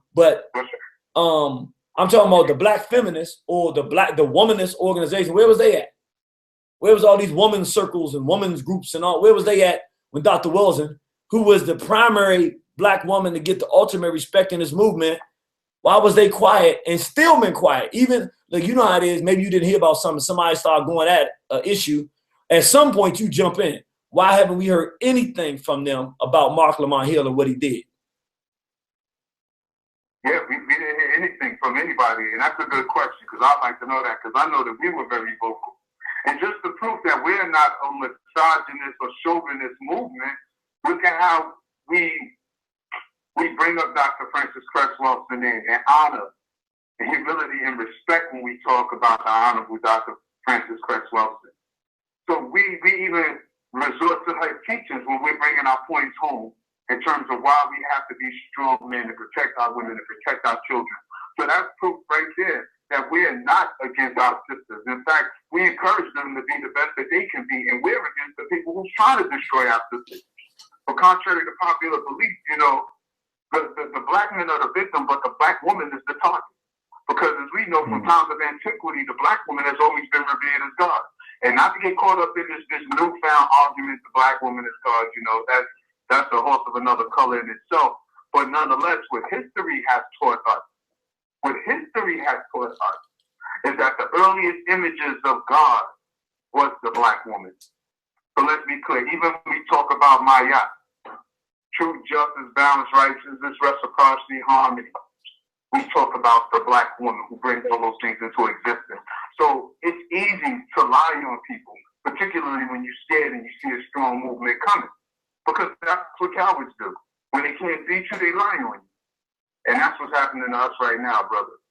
All I can say is we just got to keep on fighting, man. Keep on fighting, keep recruiting strong, intelligent. Because there's enough fools running around, and we're not trying to associate with them. And that's what the problem is with themselves. Could you tell people who our New York leader of our youth group in Straight Black Pride is? Our little sister, Ami J. Maxwell. Wait a minute. You didn't say brother, you said sister. Oh, yeah. Wait a minute. So you mean to tell me we have a young lady who is the leader of our youth program? Definitely. Wow. Strong young sister. Yeah. Strong young sister. And I think everybody got a dose of Sister Keisha. Because she's a powerful leader within the movement. It's always easy to lie on people and paint pictures that's not true. I always tell people, white folks don't run the world. They create the illusion that they do. And that illusion put a lot of people in fear. So just about anything they say, people will run with it. So since we don't control the means and the media to bolster our images, people can always paint us as the bad guy. You know? As long as the hunter tells the tale, it will always be the hunter. So we got to get smarter about this, particularly people who claim to be black nationalists. So I remember we were in St. Louis and a homeboy was sabotaged. Out of nowhere, right before you go on, all of a sudden we having problems with the speakers. Yeah. And then once you go on, he just walks away. And his job is to stand there. Yeah. He stood there the whole time. But see, here's the thing. When we still trying to play kumbaya and be friends with people who don't have our best interests. And we got to be clear on that. Our enemies are very stealth. They move very covertly. And we got to keep a watchful eye. And the thing that people hate is when their cover is blown. Like the sister in Pittsburgh. You blew her cover, so she don't like that. Because she's getting funded. She's probably, you know, just in talks with people trying to get what she wants done through the politics of supporting this homosexual agenda. We're talking about protecting our children. Anybody who's against that is an enemy to the people. We're talking about saving families. We're talking about repairing broken families. Anybody who's against that is an enemy to the people. I can't make you no claims in that. Let me ask you this, because, you know, I felt really bad because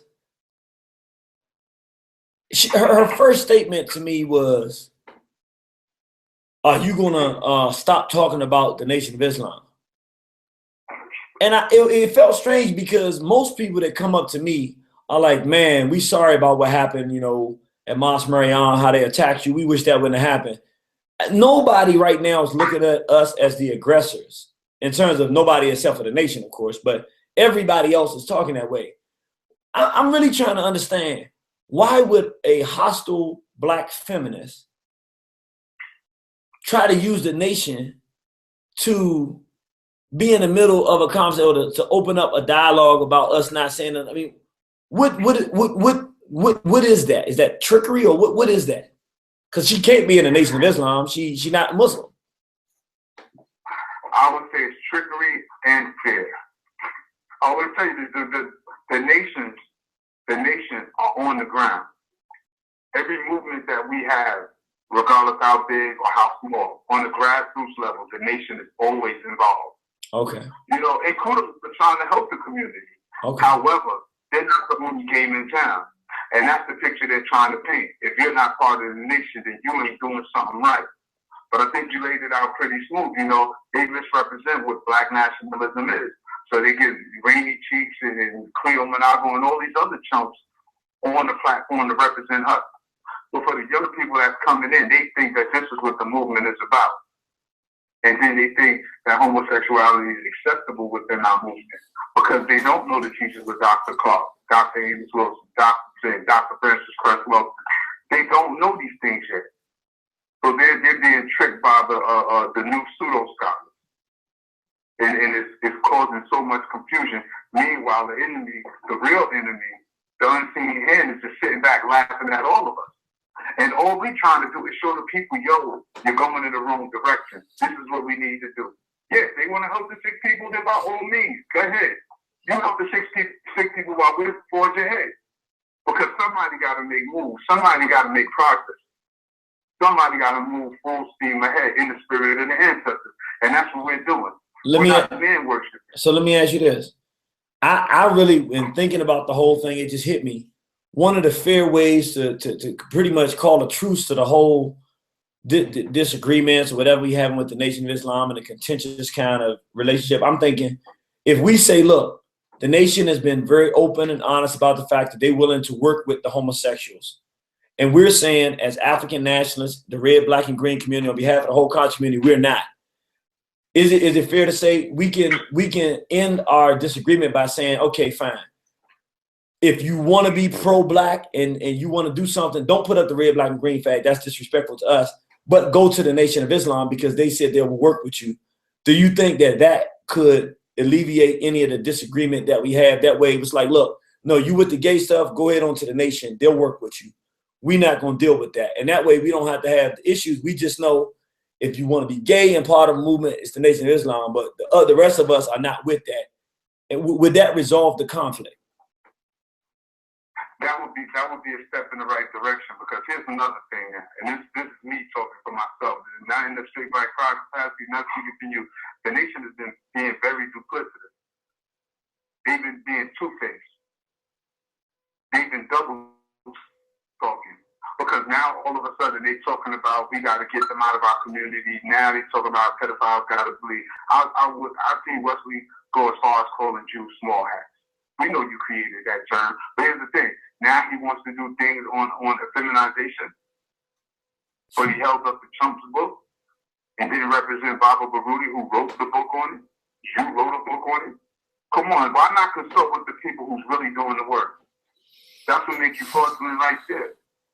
And the point is, just a couple of years ago, everybody was saying you was crazy. Y'all leave the gay people alone. Why are you so infatuated with it? But now that people see that it's a whole agenda, it's a whole new movement, that laws are now being passed that put our children in danger. Now they want to jump on board as opposed to saying, you know what, brother, you was right. What do we need to do? Because we see you've been serious. When everybody else was saying you was crazy, you were still pushing ahead. What can we do to assist you? Because we know this is your fight. You've been doing this for decades now. But now they're not doing it. Now they want to act like they're the authority. Come on, man. They gotta stop. So we can't really have no healing and resolution until people start getting honest. If we're not gonna get honest, then there's not gonna be no resolution. I don't care how pretty our words are. All right. Well, I'm speaking for myself. Yes, sir. Let me ask you this last question because I think it's very relevant to the topic. How bad do you think under Hillary Clinton this black female militant feminist aggression is going to get towards black men and black boys? Yo, black women think they catching hell now. Hillary is just going to usher it in. I don't know what what our people problem is. I don't know why we don't see Hillary Clinton does not have our best interest, never have, never will. All she's going to do is keep acting like everything was done under the guise of women, under the guise of women. See, this white feminist movement is based on white women getting jobs, chances to work. Black women been working since they was on the ships. Come on, black women ain't never had no problem getting no jobs. That's not your fight, black women. But what they're doing is I can't even call it because I get kind of emotional with this because we're being marched to slaughter and our people just don't see. And I'm a father of daughters.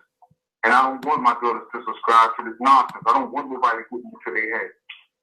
That's why I stand so strong and so firm on my position and make sure I'm the man that's always there to protect them. Let them know that they're loved very much by me and their brothers and their uncles. I have a strong family that's about protecting the young women in our family. But other people don't have this support system. So they're being misled because it's something you said earlier. Us as men drop the ball. These women don't feel protected anymore. So in Straight Black Pride, we're trying to give them a place where they can feel protected. That's right. Look how we support the victims of pedophiles. Nobody's doing that. Nobody has done that. Everybody always wants to support Eddie Law. Everybody always wants to support R. Kelly. Everybody always wants to support the wrongdoers because of their quote-unquote status in society. But nobody think about the little people. The little person that was hurt. Person that said, y'all can forgive him, but I don't. He damaged my record. He made me confused about whether I want to be a father or not. There's a lot of psychological damage going on, and people out here with pretty words and eloquent ignorance. I ain't with it. Because we're going to come to the point where we really going to have to get physical with people. You know what I'm saying? Aggression get met with aggression. And I keep telling people, I'm not afraid of nobody. Everybody could get it. Particularly when it comes down to protecting our family. We're not playing with this. We are not playing with this. This is life and death now. People are running around letting these pedophiles get away with hurting the children, infecting children with HIV and AIDS. This thing is deeper than people just liking each other. This is our genocide right here. And we got a chance to do the right thing in history. And I know that I'm on the right side of history. So people got to get with it or get ran over. Well, I'll tell you what, brother. Excellent points. And glad you on the team. We couldn't do it without you, my brother. And we weren't able, we're not going to do the June event. But July 24th, you're going to see Straight Black Pride movement. We're going to be full in the house. We're going to have our brother from Boston coming down to be in the house. Warrior, we're going to have our people coming up from Atlanta. They said they coming. We're going to have DC in the house. We're going to have the Hebrew Israelites, brother Tazariak, and the whole Hebrew Israelite ISUPK nation there. And we're going to have Brother Poppy. I just talked to him today. He's got a squad. They coming. Ronald Savage is coming. And basically what we're saying is we're not going to let anybody honestly, you gotta be an opportunist when it comes to saving your race. When that opportunity comes, you can't let it slide. And right now we got a poster child who's a true villain of the black community, Greek Bambaataa, and the serious damage he's done to our community. And we're not letting him off the hook. We're not letting up. We know that there's danger involved, but the way we look at it, we're going to be the super predators. We're not the ones in danger. The people raping black children are the ones in danger. So our people are afraid of pedophiles now. We got to make the pedophiles afraid of us. And they're not afraid of nobody now except for the police. And they pay them off. But we don't get paid off. There's not enough money to pay us for our children's backside. So we coming together with other strong nations. We don't all agree on anything else, but we don't have to. We agree to stop people from raping our children. We work, we do that work, we deal with the villains, we protect the community, we go home at night and believe whatever we want to believe. And we think that that's the way to do it. So look forward to seeing you July 24th up at the Alhambra with Straight Black Pride and ISUPK and Brother Poppy and Brother Savage and all the other brothers and sisters, Know the Ledge, Red and Blue Pill. All these brothers and sisters going to be in the house to help us do something to save our race. All right, my brother? Yes, sir. You know I'm going to be in the house. Well, look, go ahead and tell the people about Thursday, what you and Sister Keisha on Straight Black Talk, what y'all program going to be about. Oh, yeah, you got to tune in every Thursday on the Straight Black Pride Radio Network. We have our show Thursday, 7 p.m. to 10 p.m. It's called Straight Black Talk. This week we will have Officer Eric Josie, and we will be talking about legal protection in terms of arms and things like that, and what we can do to police and keep our own community safe. Legal protection. Because of this political climate, I think black people should be talking about two things. That's what I'm talking about. You know, so that's what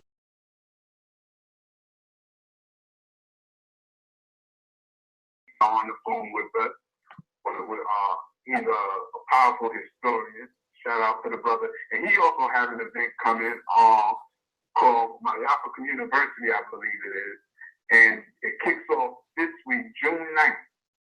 June 9th, it kicks off out here in Brooklyn on Tompkins and DeKalb. I'm trying to remember the name of the church, but it's Thursday night. June 9th. Let me. It's Thursday night. Let me go on here on Facebook here and see if I can get this thing from Dr. Issa. Give me 1 second, brother. Says I want to get this. In fact, if everything goes like we may be broadcasting live from the Okay, fantastic. Let me tell everybody. It's Thursday, June 9th, 7 to 9 p.m. And it's every Thursday from June 9th to August 18th. It's the Dr. John Henry Clark and Dr. Yosef Ben Yakinen lecture series of the Mayat University. It's going to be at Mount Pisgah, Pisgah, Pisgah, Mount Pisgah Baptist Church on 212 Tompkins Avenue in Brooklyn, New York. Again, that's 212 Tompkins Avenue, Brooklyn, New York, from 7 to 9 p.m. It's going to be every Thursday from 7 to 9 p.m. You don't want to miss the first one. That's this Thursday, June 9th at 7 p.m. You want to come on out and check it out and see what they're going to be talking about. And it's going to be it's a whole summer of a black intellectual revival right along the vein of Dr. John Henry Clark, Dr. Yosef Ben Yakinen, and the greats, Dr. George Jim James, Master Teacher Ashford Kwesi, and the like. So come on out, check it out, and be there. That's right. All right, brother. Brother, thank you, John. I greatly appreciate you. Nah, feeling is mutual. Straight Black Pride. Straight Black Pride, brother. If y'all don't know, that's my brother there. 7624. Praise Nat Turner. Glory to God. Long live the spirit of Dr. Khalid Abdul Muhammad. Say it again, Jimmy. All right. Praise Nat Turner. Praise Nat Turner. Glory to Garvey. Love Garvey. And long live the spirit of Khalid Muhammad. Yes, sir. Come on, talk to me, brother. I gotta give you your props, brother. I gotta give you your props. Early on when I first got introduced to you about being half progressive, brother, you show things on the homosexuals. We got to say white supremacy. And I wasn't seeing the overall connection. I see the connection, but I didn't see it as prominent and Judaism. And as time goes on, and I see how they strategically and using certain icons that we held up high in our community to look up to inspire us to come out of the fog, are using them to come after you. And I've been knocked off of Facebook. I mean, every time I go on, when I go off, I got to put my name, my address, all of it. They just been knocking me off. Evidently, people don't see my number when I call in on different blog talk radio stations or whatever. But getting back to you, I say, be strategic. If you feel this way, if Leslie Muhammad feel this way, call them out to a debate. Tell them get back to a debate over the issue. They ain't gonna take it, but that'll put them on Front Street to defend more so why they want to take the debate and why they're scared to address the issue in front of the community. So ask the question related to the brother. What if you take the position, hey, if you're homosexual and you need healing, you need the transformation, go to the nation, and that to let you guys go in because they got a welcoming arms for the LGBT community. Would they stop? No, I don't think so. Because the whole goal, just like when we went to the Million Man March, is to neutralize you. And don't sleep on this. I've been aware there way back before even Copley brought the information forward when the nation got that contract in Chicago to do security for projects out there. And he talked about them being wards of the state. Don't take the contract for that time. That means you fall up under their jurisdiction. And after our people begged and pleaded to leave, when the small hats got them out of that contract, they abandoned them. So I'll do that in. Living in Detroit, rushing to go down there and hear the brother speak. It was so watered down than what I was familiar with, especially coming from the messages. And I also got to tell you, I appreciate you, brother, for bringing up Ashra Queen. You know what I'm saying? Not letting the community sleep on the jewel and the gold that we still have in our midst. Yes. I appreciate you so much for that because the way a lot of these book scholars are trying to present themselves like they know more and they've been through their studies is superior to our elder, Baba, crazy. Are you serious? For you to bring it back up and bring it back in the forefront, I gotta applaud you for that, my brother. But and let me say something. Let me say something that you saying here, because it's something you said, and I'm not trying to be nitpicky, but and I know we talking about the rise of feminism tonight, but wherever the conversation goes, it goes. Listen, you know what I found real interesting? When I watched the thing Wesley Muhammad did. I actually watched it live the first time he came there and did the attack on me. And it was real interesting to me because when I saw him, he didn't attack Baba by name. But I can't tell you how insulted I was when he said Farrakhan is the only real master teacher. And I'm like, wow, this is really deep. The Nation of Islam says the most honorable Elijah Muhammad, and people that are not in the nation say that. But now we've given the master teacher a title that we respect. And now he talking about something that, they throw the term master teacher around like that. Now the person who is known as the master teacher is Ashra Kwesi. So now he's going to try to strip the title from the master teacher, but then try to go up there and fumble through some Asar set, have ability to talk about Ra and Amen, fumbling through something he obviously don't know nothing about. Like, why is it that the nation and they feel like they can disrespect the ground that we walk on, but that we won't do anything about it? I mean, are we that cowardly, or have we presented ourselves as so weak that it legitimizes them to disrespect Kwesi and think that, oh, well, that's cool, you could just go ahead and try to take away his name, like we don't have a right to give him a title, but then we supposed to respect the most honorable Elijah Muhammad's title or Minister Louis Farrakhan's title? What's going on that they think they could just treat us like this? I don't understand it. Well, I think it's even isolated to Baba Kwesi. Just, coming into knowledge and understanding about, our now violent history. Especially when John Henry Clark called him out during the Million Man March. I'm saying? That's just the whole goal is to redirect us, but they use it, kind of as his icon to smash his new knowledge, his understanding about who we truly are that we're coming into. And the role that Islam played in hindering our development and our advancement. It would have been cool if John Henry Clark and everybody would have stayed under their jurisdictional information that they was propagating to us, but our historians, our master teachers took us past that. And not to say that Elijah Muhammad didn't contribute tremendously to our transformation. Absolutely. And coming into knowledge of ourselves. Yes. You know what I'm saying? We can't take that away from it. That's right. In spite of the fact it was hurting to run across some of the information that I ran across with Lance Shabazz, in relation to Elijah and Malcolm. But still, like Amos Wilson said, the psychological impact, how Elijah directed us to benefit all of our nickels and dimes, and what it produced is a model that we could follow. That's right. And implement. That's right. So we can't take that away from the contribution, that tremendous contribution that Elijah provided for us, along with godly, but, in dealing with Elijah. But looking at the contradiction, you see a huge disparity in activity in language from mankind to Elijah. I mean, we go so far as saying they're not the devil no more. I mean, you're crossing the line, You've undone the major benefit that Elijah Muhammad gave to us psychologically to help us rebuild ourselves. Without a doubt. Without a doubt. Like Malcolm said, it stopped us wanting to be eliminate and amalgamate ourselves to the values that they had. It turned us away from holding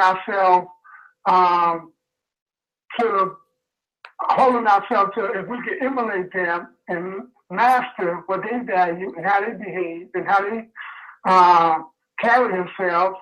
It turned us away from that being a high value and esteem, that was so desperately needed. Direct our values away from emulating them. So the contribution, saying they're always 100%. But I'm listening to, how you single out at the many man. And this that you show up that the pattern that exists and the momentum that's taking place. It's about, say that pride being offensive a little bit now too.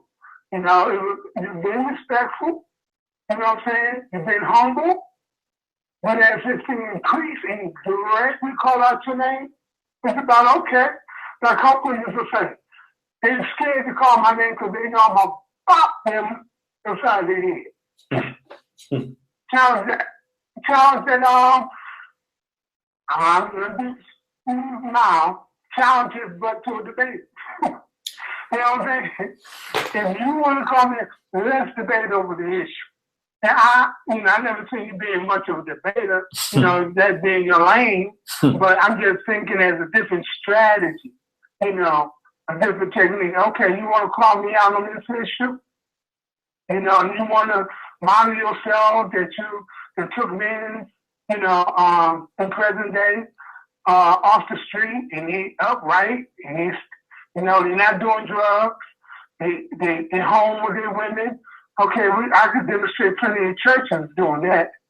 Because, if you call me out, I could remind them during the Malcolm Green episode when we was out there in Detroit in front of Frank Murphy Hall of Injustice, demanding that these killer cops go to jail.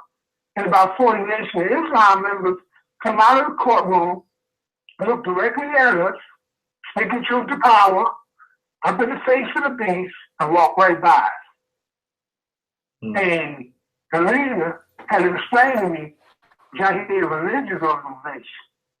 And that's what you see in religious type behavior. It's like the pastor at the pulpit will talk about the ills of society and child molestation and what have you, but they never go address it. And over time, they will see them go along with it. Arms of the state. Arms of the state activity. And that's what I see taking place towards you. There's a vehicle of the state to call you out directly like that as if you do something wrong, speaking up against pedophilia and this bestiality. When they look at the laws on bestiality in Germany, all the white folks wouldn't bought a dog. The purchases of pet went up tremendously. But here you are talking about protecting our baby, addressing it. When it wasn't even popular in the community. A lot of people were spending a lot of time into our ancient history. A lot of people were spending a lot of time in conspiracies and what have you. But when you use that lone voice in the wilderness, recognizing the ill that was taking place in the momentum that was about to come our way, and silently being exposed for everybody to look back now and say, some genius was right. Genius was warning us for a long time. And here come a group that's supposed to be amongst us that want to single you out, that want to call you out, but it's something new. Remember, they called out Khalid. They called out Brother Malcolm for character assassination staying on him after their death. So here's my question. We know that Dr. Khaled got shot. We know that Brother Malcolm got murdered. Was this attempt to call me out like that, is it the design to get harm to happen to me, or is it they just want to stop the momentum, or both? I want to underestimate that. That's the first thought I put in my mind. That's the first thought came to my mind. Are you setting me up? That's first thought. Remember the going patterns that provide success. Until those patterns are broke. You know. So because in my a little bit of, you know, I'm like the third person. I don't get scared, so it didn't hit me. But it wasn't more that. It was just more intellectual. I was like, because somebody said it to me. He said, you know, what they did up there is the same thing they did with these other brothers. They trying to get you knocked and everything. And I'm listening to that. And I'm like, And then I watched it and I said, dang, you know what? It was kind of the same kind of climate that Farrakhan has apologized for. My question is this. When does the African nationalist community stand up to the Nation of Islam and say no more? We're not going to take any more of our leaders getting killed. You got leaders too, you know? And it's like, when are we going to say, you're not going to come out here and create hostility and kill the leaders that speak for Black people that are not Muslims? You're not going to have this kind of Muslim hierarchy where anybody that's not Muslim that gets momentum and speaking about Black people that you don't like, that you can put, you can start recklessly talking about them. When is the African nationalist community going to stand up and say, nah, we're not cowards. You don't rule us like that. We appreciate the work you've done, but y'all got leaders too. We got leaders, y'all got leaders. You know, if you're going to create climates to do hostility towards genuine people, I'm not talking about some of these wild out Negroes. I'm saying genuine people. I'm a genuine brother. I'm not focused on them. We talking about stopping pedophiles. When does the Black community say, okay, Nation of Islam, you no longer have authority to recklessly go out there and try to bully people that you don't agree with? That's not going to happen. And it's going to be, you know, it's your last time doing this. You know, we lost Brother Malcolm. Ultimately, we lost Brother Khaled. When do we put the foot down and say, okay, we're not losing nothing else no more by ourselves? You know, we're not going to have it. We're not tolerating this constant bullying, what I look at it as. I didn't even understand. There was one time when I was in favor of the nation, so I'm not talking from a person that's a nation hater. I've spoken more highly of the nation than anybody I know in the African nationalist community. But at this point, it's like, nah, you can't start trying to bully. I'm not a person to be bullied. I'll get killed before I get bullied. I just don't have it in me. But I'm like, why should I even be thinking like this if I'm talking about fighting pedophilia? I could have seen this more when I was critical of what they were doing for Scientology. If they said it ain't none of your business, I could have even backed off of that. I said, you know what? I'm not in the nation. It ain't my business. Let me mind my business. But we're not even talking about the nation. Who is the Nation of Islam to tell Black men that we can't wage a war against pedophiles? Who are they to tell us that? Right, and that's authority, you know, that in a position themselves in. And if you continue, something will happen to you. But the technique for us is networking. It's networking, making phone calls and addressing it one-on-one.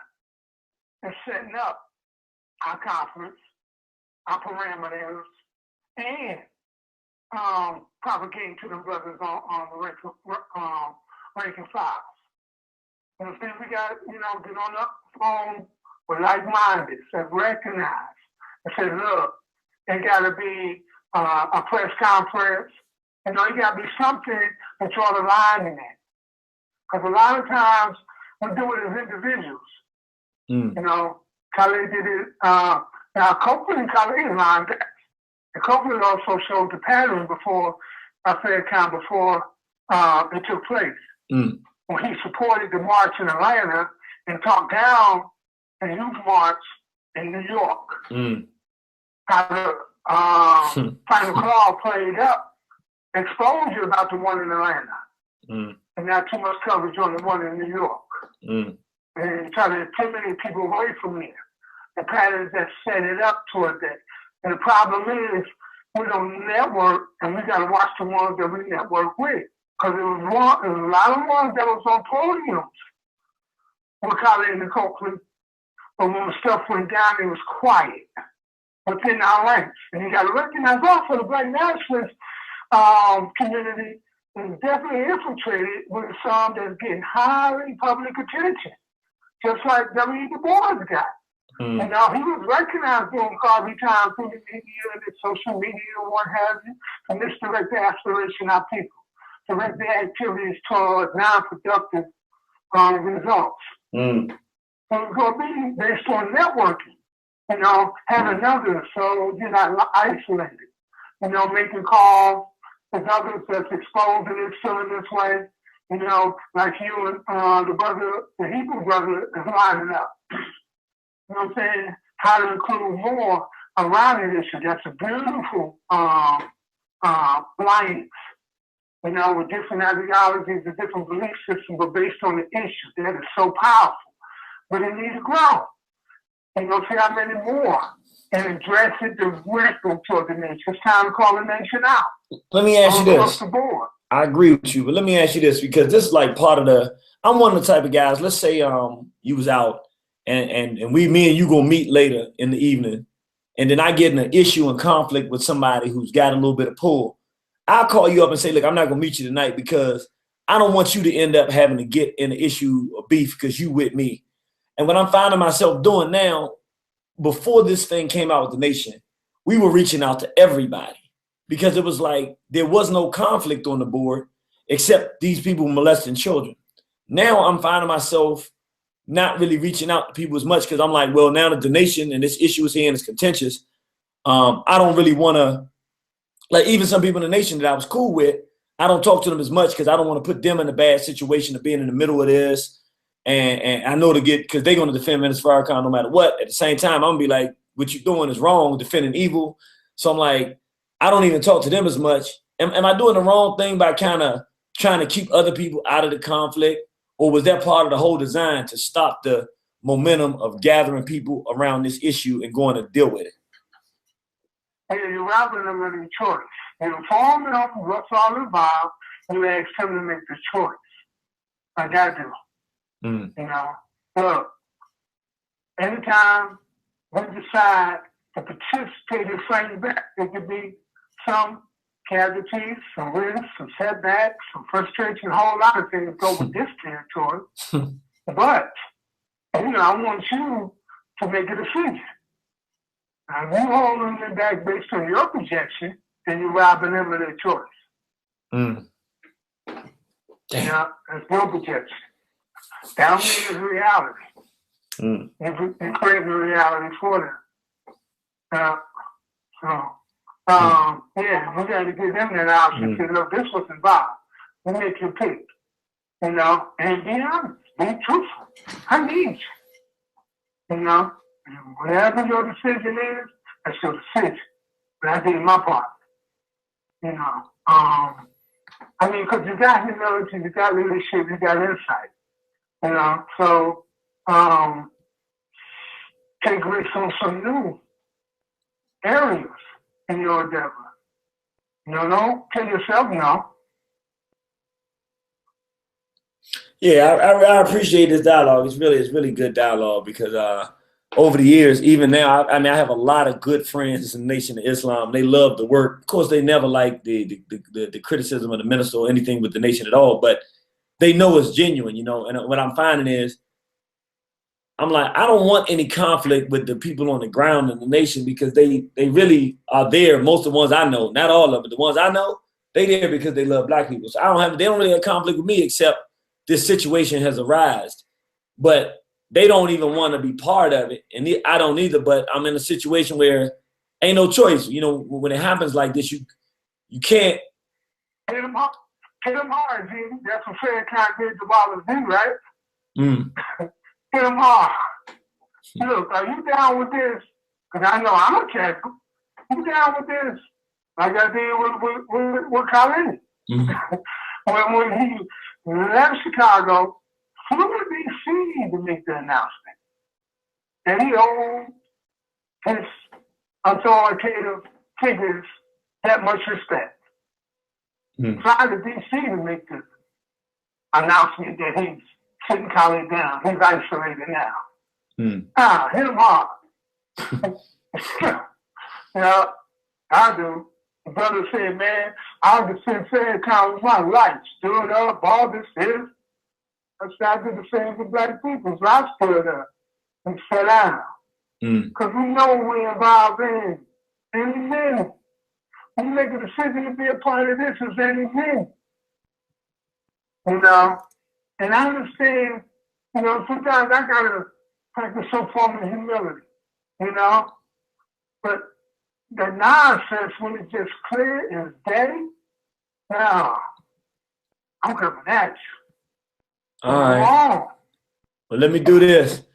I got a couple of more calls on the line of people want to come in and get in here, but let me just say, you know I mean it when I say it, man. I really appreciate this dialogue because it's really been eating at me, you know, and you know, we was talking about one thing, but it's going this direction, and it must be going this direction because it's supposed to, and I really appreciate the call, my brother. Same here, my brother. Keep up the good work, bro. Will do. All right. Straight Black Pride, my brother. Straight Black Pride. Brothers and sisters, that's why we got this Straight Black Pride movement radio, because we got so many brothers and sisters here with so much wisdom and information and insight. We got to be able to take it and use it all. Go down there to Texas with the right thing to do when we go down there is, and I want to know. Also, what I want people to do, if we could do a quick little survey, if you have on the webinar, it's a survey I like to do. If we're gonna do a quick survey with just the people that's on the webinar. So again, if you want to go take the survey, or you could just go to the Facebook page, or you can go to the chat room on the Blog Talk station. Either way, the brother was saying, you know, do a debate with Wesley Muhammad, which of course I'm really not a debater. That ain't really how I do it. But he was saying that it's a better way to do it. And I've had a few of my own folks say, man, you need to just go ahead and put it out in the open so it'll take away a little of the tension.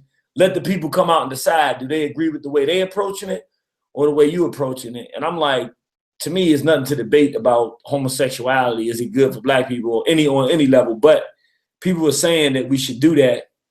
And I haven't really even thought about it, to be honest. Like, whatever, we go in our direction. But I want people to answer the question. Do you think that would be of any benefit? A debate with me and somebody in the Nation of Islam. I really don't know if I'm gonna do it. I might get somebody, but just in general, is it the right thing to do? A debate on this homosexual thing. Even though for me, and you know what, forget my opinion. I want to know what the people think. You gotta go to the people sometime. Is that something? If there was a debate on this, one, do you think it should be a debate? Me, Irritated Genie, on behalf of Warner Horizon and Straight Black Pride, debating whoever their top person is they have in the Nation of Islam that wants to put their position on this homosexual thing.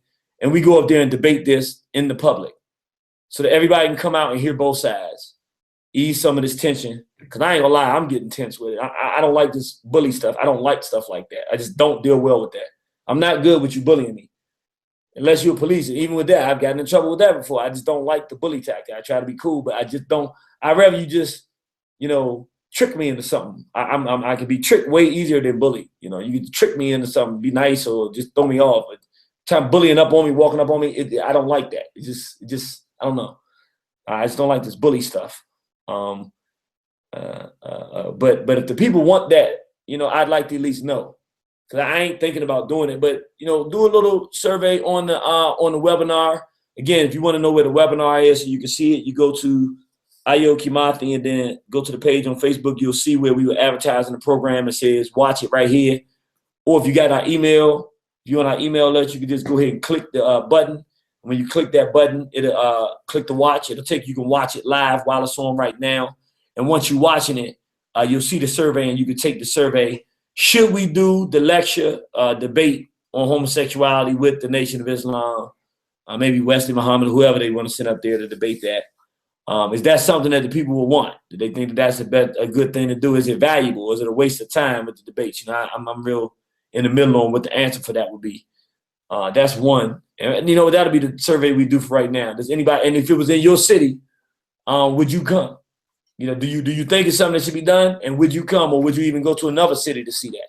Is it something that you think is of value and benefit to our people, or is it just more, you know, hanky panky, getting away from the real issue? And I'm totally split now that the brother said it, because I was like not even thinking that way. But now that you think about it, for me, it's like, well, you know, on the one hand, if we do it, to me, it's just more this debating kind of stuff. How can you even debate something like that? But when I think about it in terms of it being off topic, it's actually the very opposite, because it's forcing the discussion, and everybody has to come in here and make a decision that day. And it's kind of one of those situations where, okay, well, if everybody got to make a decision that day, it forces a bunch of people to come together and have that dialogue. So I'm split on whether or not it's a good idea, but I definitely want to hear what the people have to say about that.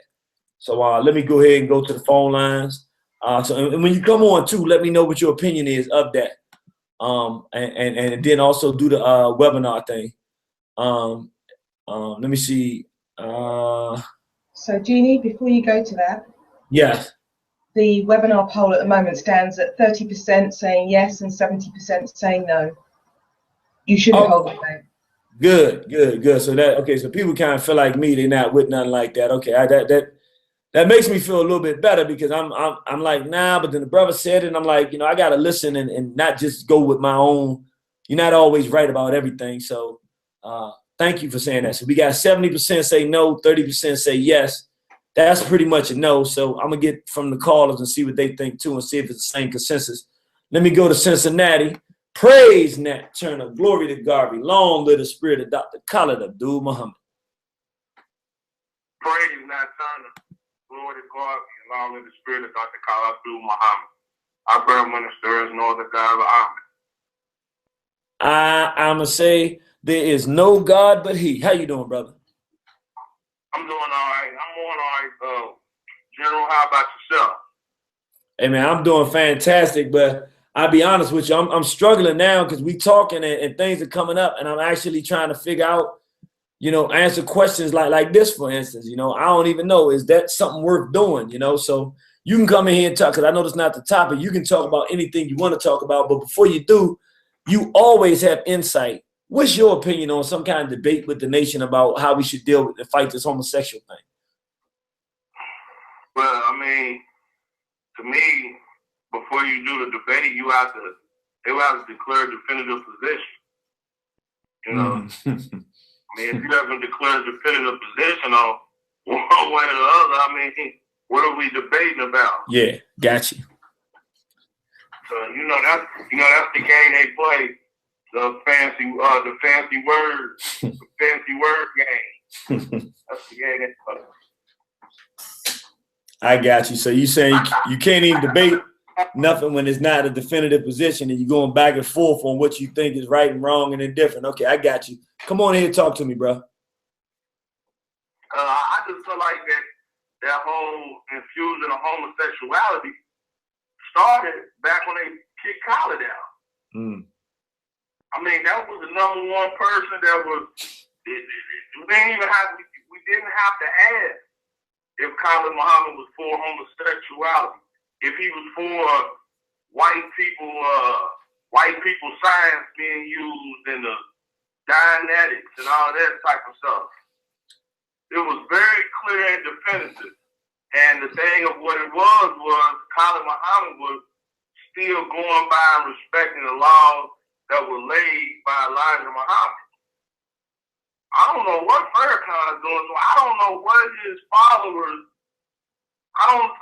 There's no way you could possibly tell me you love and respect Elijah Muhammad, but you follow Farrakhan. It's impossible. That's impossible. They have clearly chosen. He's not their leader. He's clearly their God. He's like a god to these people, because any person that's only thing that's above reproach is some type of god. Everybody is allowed to question everybody, but since when we can't question him? Who is he? Let me say something, man. Let me say something, because I haven't said nothing about this, but I don't know. I might as well go ahead and say it.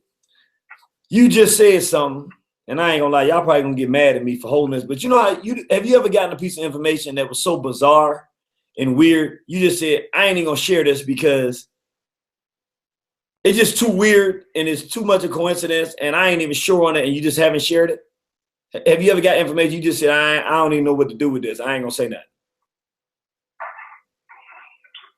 Not really. Put it on now, brother. All right. I'm gonna go ahead and share this with everybody.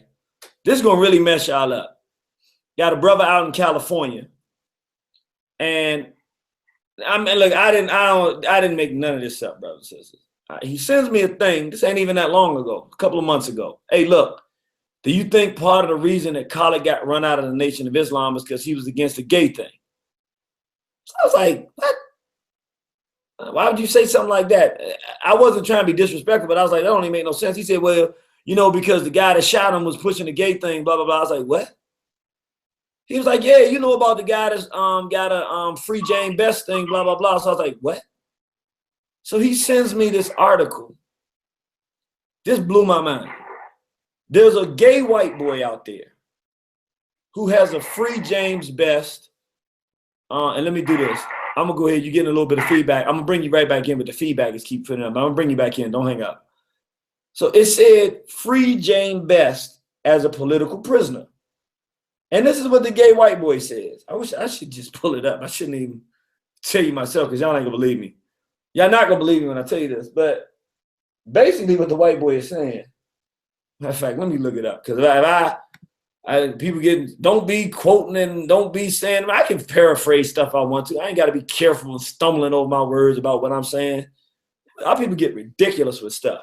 Well, make sure, careful what you say. Man, y'all understand the context of what's being said, but let me just go ahead for the benefit of the brothers and sisters out there that's all scared to say anything about anything. Man, it's not here right now. Maybe it was, what did he send it as? I gotta look it up because when I explain this to y'all gonna not really believe me. You're not gonna believe me. Okay, well, I'm just gonna have to explain it because I can't find it at the fingertips right now. I ain't even planning on mentioning this, but the brother said it. Long story short, this white boy is saying that James Best, the guy that shot Brother Khaled, when he was in the Nation of Islam, was an activist in support of LGBT rights. He was saying that James Best was in the Nation of Islam and he was supporting the whole LGBT and homosexuals. And that Dr. Khalid Abdul Muhammad and some others were trying to take over the Nation of Islam. Now, this is what the white boy is saying. And that Khalid was against homosexuality and hated homosexuals. And James Best was pro-homosexual and for the LGBT. And that to try to defend the Nation of Islam from the overthrow of Dr. Khalid, that's why James Best shot him. And that James Best is a political prisoner because he was supporting the LGBT and defending, Farrakhan, and that he should be let out of prison. Now, I want y'all to hear me. I'm not saying that this, look, okay, it's real. This thing really exists. There ain't no question, is this real?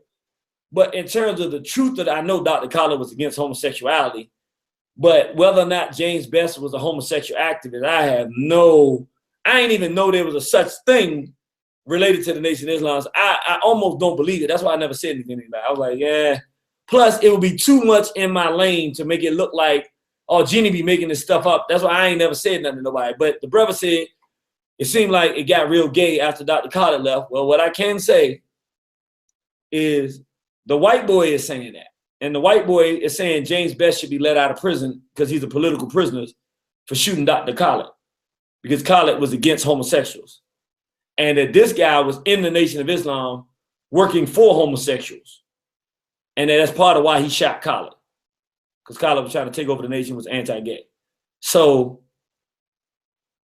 I don't know anything about the truth of what the white boy's claim is. What I do know is the white boy got a free James Best. Matter of fact, I think I should be able to do it like that. Let me look it up. Just because before I tell you James Best.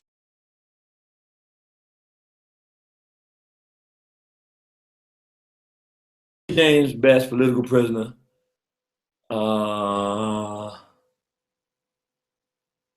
No, I got to go back to the person that sent it to me, because when I looked at it, it was so weird. I kind of just moved it out the way because I didn't even want to bring it up because it seemed too bizarre. But it's real, at least the fact that that's happening. So let me bring the brother back on.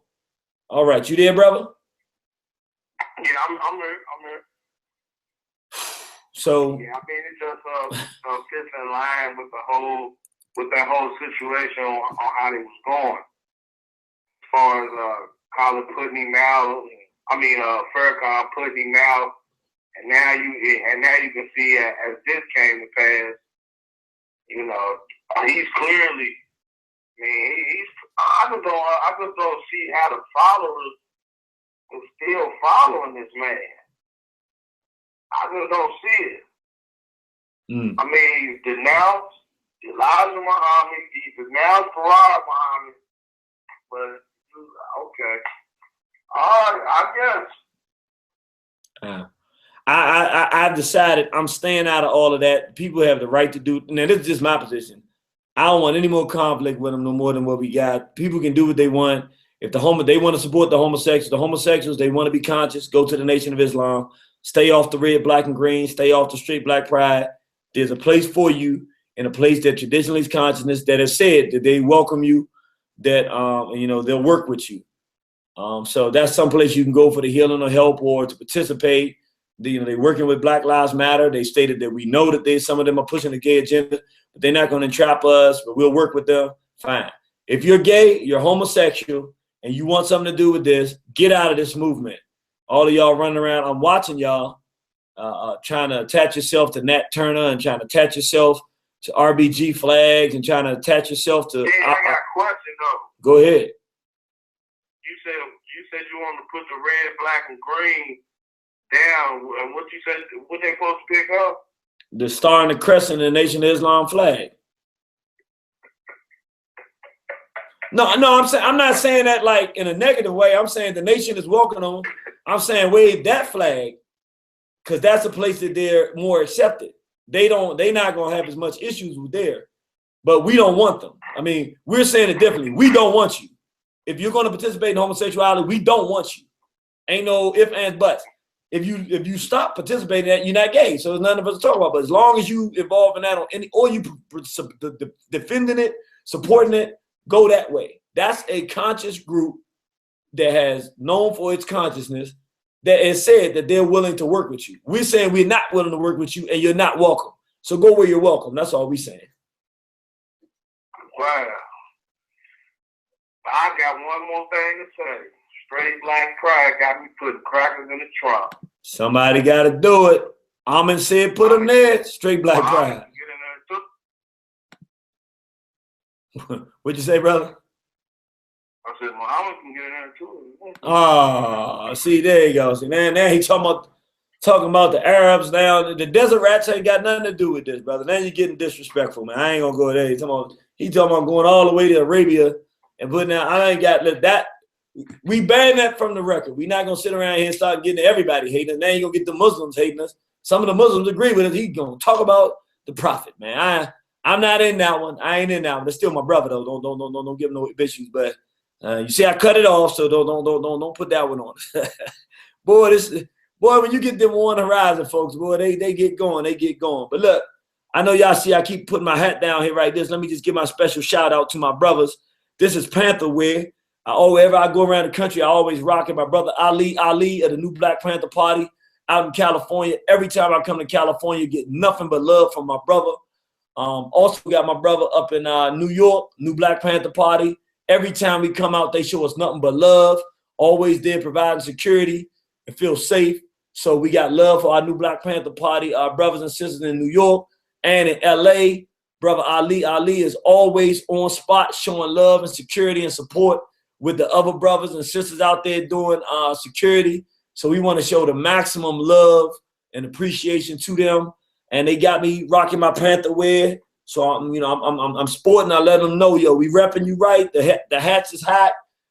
Everything that y'all, you sharing with us. The brother gave me one with the button. He gonna be mad at me, but I had a brother who loved it so much in Cali, man. You know one thing about Jeannie, man. Whenever I go around the world, I always come back with light suitcase.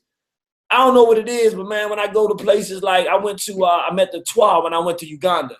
You know, those are the original people, man. It was a little brother. He was just smiling, man. I just felt the spirit. And when I left, I just couldn't help it. I had this necklace with the Olmec head on the bottom. That was my joint. I was rocking it. I just gave it to him, man. He was smiling from ear to ear, man. I know right now he's wearing his Olmec necklace and he loving it. And I'm like, yo, man, that's just how it is, man. Black people, our family.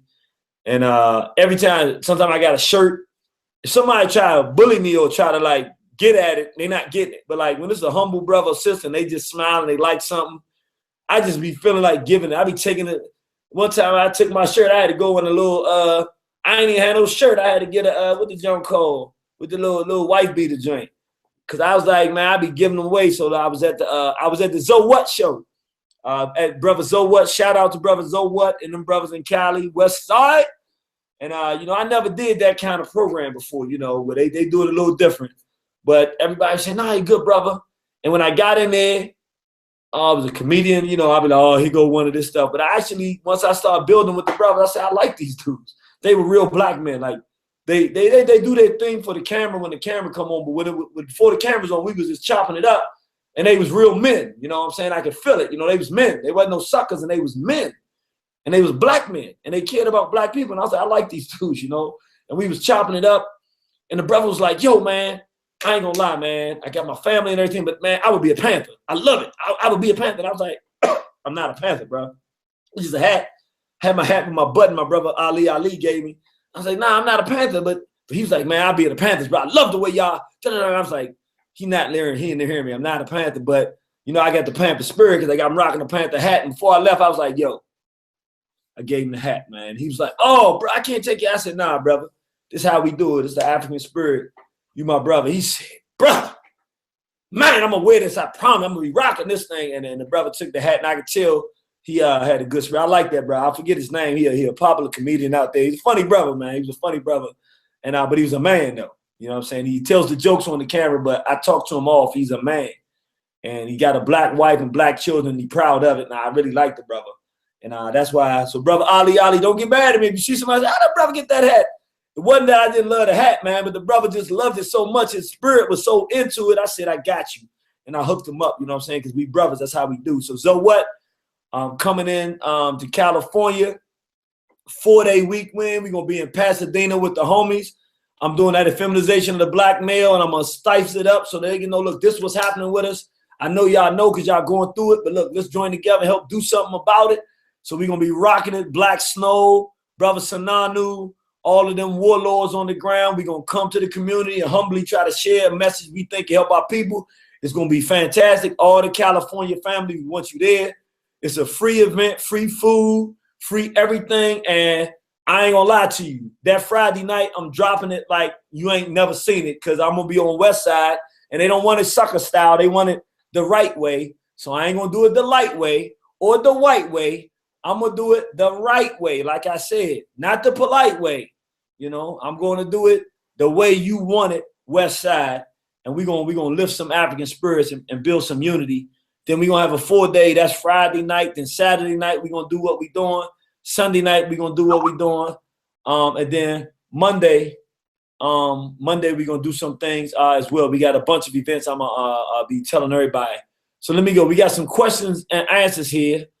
We got some folks saying, no, don't do the debate. It's a waste of time. There's nothing to debate.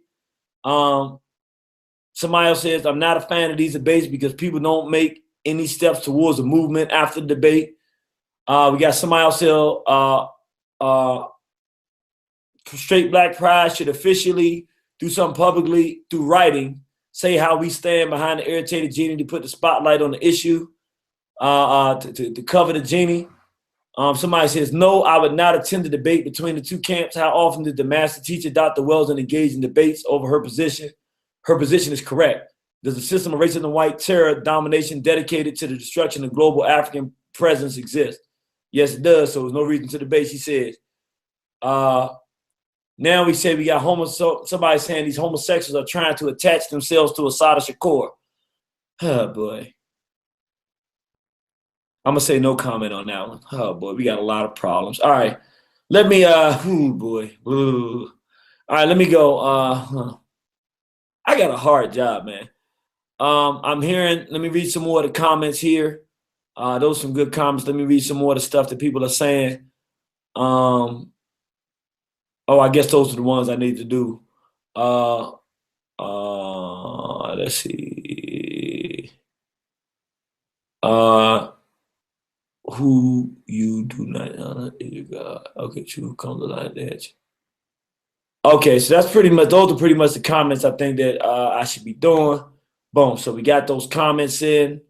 I'm about to go to the phone line, 5008. Oh, by the way, my last shout out to the New Black Panther Party out in California. We're going to be on the ground coming July 1st, 2nd, 3rd, and 4th. We're going to be in the house, live, hard hitting, no jokes, no games. We're going to bring it, the heat, all the way live. Matter of fact, it's July. Let me make sure I got it right, the right dates. It's July, yep. It's going to be July 1st, 2nd, 3rd, and 4th. I'm going to be lecturing all 4 days. On Saturday, I'm going to be at the big event. I'm just going to be talking about child sexual abuse. Not really a lecture, but just saying a few words. Sunday, I'm going to be lecturing on entertainment, fighting the poltergeist, a short one. I'm going to be coming on right before Phil Valentine. And then on Monday night, I'll be doing Possessed. So that one's right there. I'm going to tell you right now, it doesn't get any harder than that. That Friday night and that Monday night, I'm coming hard. I'm going to be smooth that Sunday night because we're going to be at the museum in Pomona, helping my sister Eleanor have a fantastic event. Show her a lot of love. She's a beautiful sister. I met her on the Kim New Know Thyself tour. Brother couldn't walk because of the sciatica. She was giving me all kind of pain medicine to keep me right. Because, man, I was hurting. So much love to my sister. Let me go to 5008. Praise Nat Turner. Glory to God. Long live the spirit of Dr. Khalid Abdul Muhammad. Black Power brother, Irritated Genie. This is Brother Zelani, local chairman for the New Black Panther Party in Norfolk, Virginia. Well, let me do this for you, brother. Black Power. We got a greeting we say when we come in. Do you mind saying that greeting for us, my brother? No, I don't mind saying that greeting at all. It's my first time listening to the show. Fantastic. Let me give it to you. It's Praise Nat Turner. No doubt. Praise Nat Turner. Glory to Garvey. Glory to God. And long live the spirit of Dr. Khalid Abdul Muhammad. Long live the spirit of Dr. Khalid Abdul Muhammad. Come on and talk to me, my brother. Yeah, definitely. I was just listening in and definitely, you know, all I got to say is once you get hypnotized by the devil, you know what I'm saying, first of all, if you honor the true teachings of the Honorable Elijah Muhammad, the devil shouldn't be coming into your organization. And once you get hypnotized by the devil, dealing with dynamics and stuff like that, then as a leader of an organization, then, you know, it kind of brings the whole organization down because you're supposed to be wise enough that you're not getting tricked by the devil in this day and time, especially as a Muslim.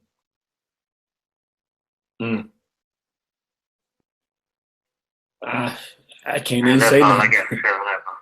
Yes, sir. All right. Was that it, my brother? Yeah, that's it. All right. Appreciate the call, brother. Don't be a stranger. We really appreciate that contribution. And I got to say, I agree with you 100%. Straight black pride, brother. Black power. Black power. All right.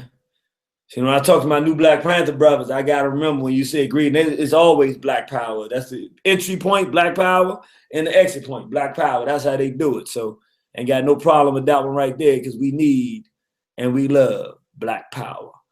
Let me go to 8223. I'm going to just go down the line and see. Matter of fact, if you want to say something, please hit the number 1. The phone number 347-850-1836. Again, that's 347-850-1836. Hit the number 1 if you want to come in and say something so I can get you on before I just go through the lines and get a bunch of air and space, like the Air and Space Museum. All right, there we go. We got a phone line I can come to, 8746.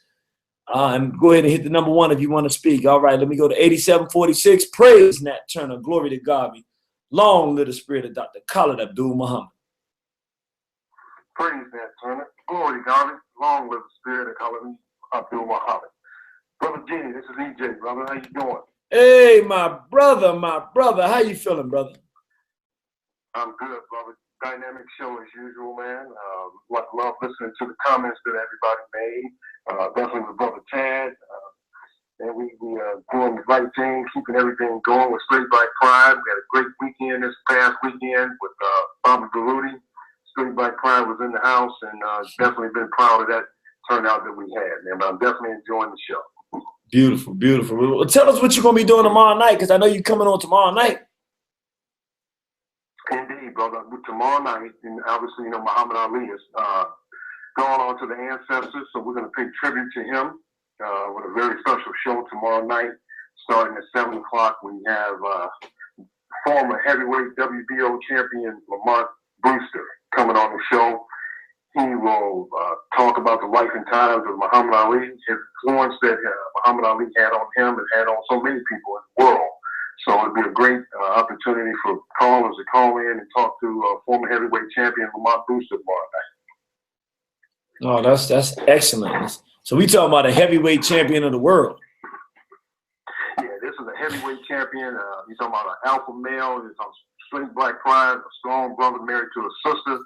And he's going to tell us really, how Muhammad Ali has influence not only on him, but so many other fighters like Mike Tyson, even George Foreman, and everybody else. So he ran in that circle as a heavyweight champion and got to spend a lot of time with Muhammad Ali. So we'll get an in-depth conversation with him, hands-on about what it was like to be around Muhammad Ali on a daily basis. So I'm looking forward to it, and I know a lot of people are too with the passing of Muhammad Ali, just to kind of find out some real hard facts that we may not have known about Muhammad Ali, but Brewster will be able to share that with us. Oh, that's beautiful, my brother. That's excellent, fantastic. Glad you're doing that. We want everybody to tune in tomorrow night. We're gonna be honoring on the Straight Black Pride Movement Network Muhammad Ali. You're gonna be talking to, literally, you get to call in and talk to a heavyweight champion of the world. That's what I'm saying. Straight Black Pride. We not just, we're not playing games here. You got an former NFL star on the line that's gonna be interviewing a heavyweight champion of the world. And these are all straight black and proud men. And full on, we're going to have our straight black and proud sisters and the WNBA and everybody else you get to talk to. That's what you get on Straight Black Pride Radio. Tune in tomorrow night, 7 to 10 p.m. with our brother EJ Jones, Straight Black Pride Atlanta representative. And, man, you can't do no better than that. Man, Straight Black Pride, man. Appreciate you. All right. Straight Black Pride, my brother. My brother. Straight Black Pride. That's a brother right there, man. We've grown to become very, very much fond of and great appreciation for in a very short amount of time. We met the brother. We told him, hey, come on up here and say a few words. He got up there. It was getting so good, I had to stop him. I was like, man, the brother, I was like, man, people all fall in love. But I said, man, I got to say something. Let me get this microphone now. I said, man, this is a powerful brother. And we started talking after the discussion. And we was like, man, we can really work with this brother. He's got the spirit and the strength and the dignity and the class and just everything you want from a brother to appeal to our people and help our people do better. He's got the story behind it, just everything, man. Married brother, just a happy brother with life. Everything is working, you know what I'm saying? Clicking the way it's supposed to be clicking. And we had the honor with him working in the Straight Black Pride movement as an active member of the movement, doing work with the movement and for the movement. And we want you to tune into his program. You're going to love it. So tune in tomorrow night. Talk to the former heavyweight champion of the world. And don't be scared. Let me go to I'm going to go down the lines real quick and just ask if you got a question or comment. Come on in here and say what you got to say. We only got 15 minutes left in the program. So I'm going to go quick. Let me go 8223. Praise Nat Turner. Glory to Garvey. Long live the spirit of Dr. Khalid Abdul Muhammad. Question or comment? All right. 8231, praise Nat Turner, glory to Garvey, long live the spirit of Dr. Khalid Abdul Muhammad. Praise Nat Turner, glory to Garvey, long live the spirit of Dr. Khalid Abdul Muhammad. How you doing, brother Jenny? Fantastic. How about yourself, my brother? Oh, I'm doing great, brother. I really don't have any much to say, but I just want to say thank you for this great program and everything. And I didn't know that. Well, I knew you was coming back to California.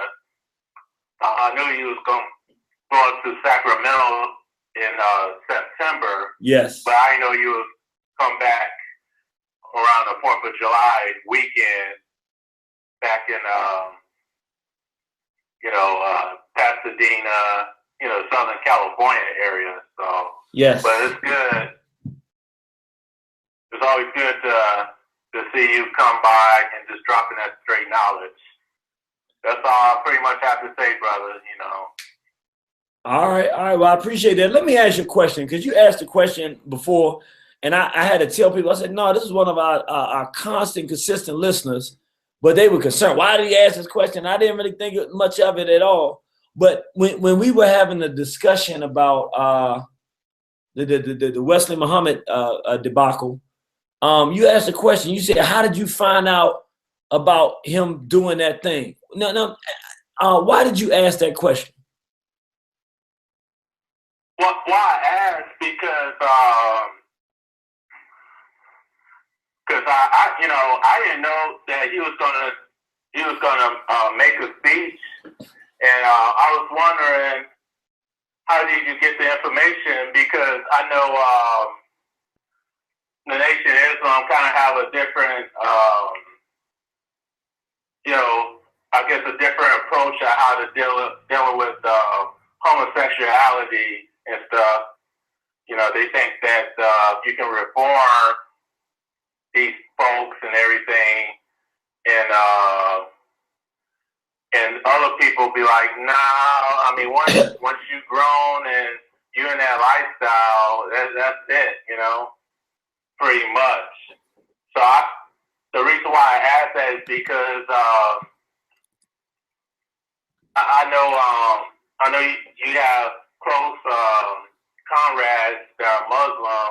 And I was thinking maybe they send you the link, say, hey, this brother is speaking at Mosque Mariam, dealing with the homosexuality and the pedophilia and stuff like that.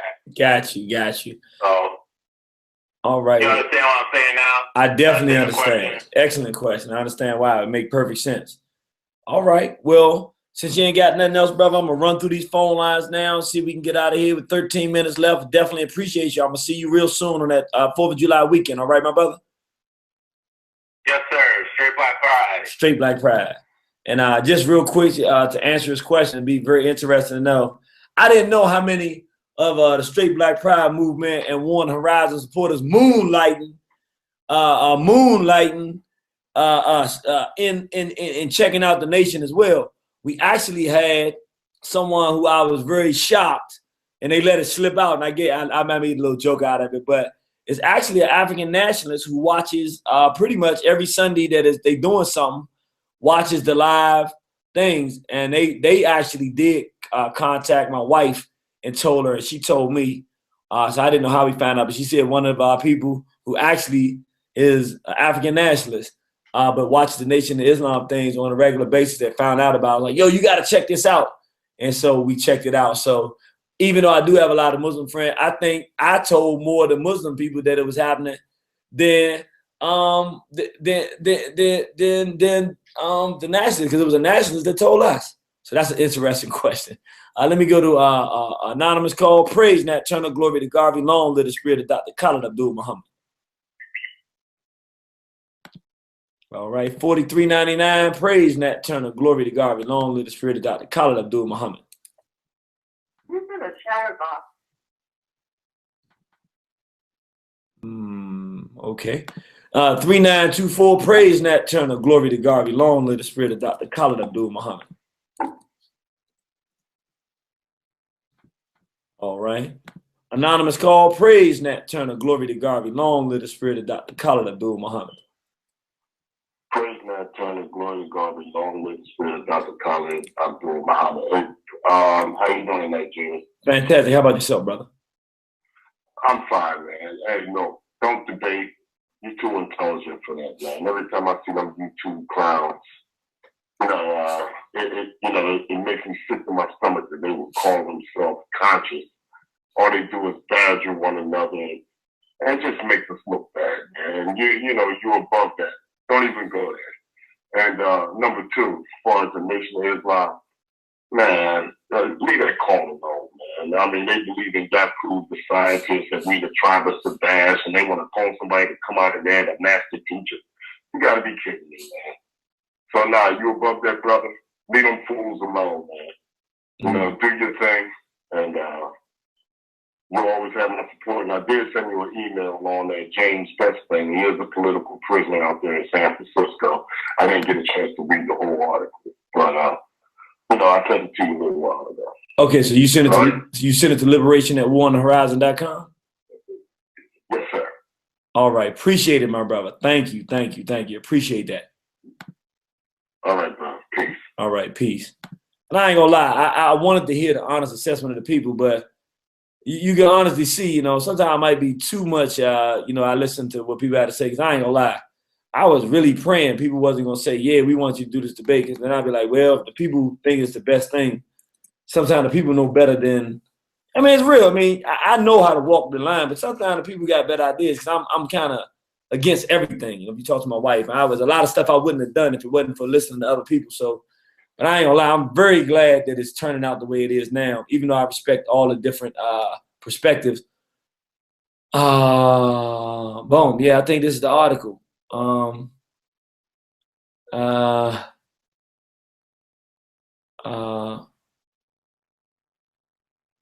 Okay, give me 1 second. I want to see if it's just the one.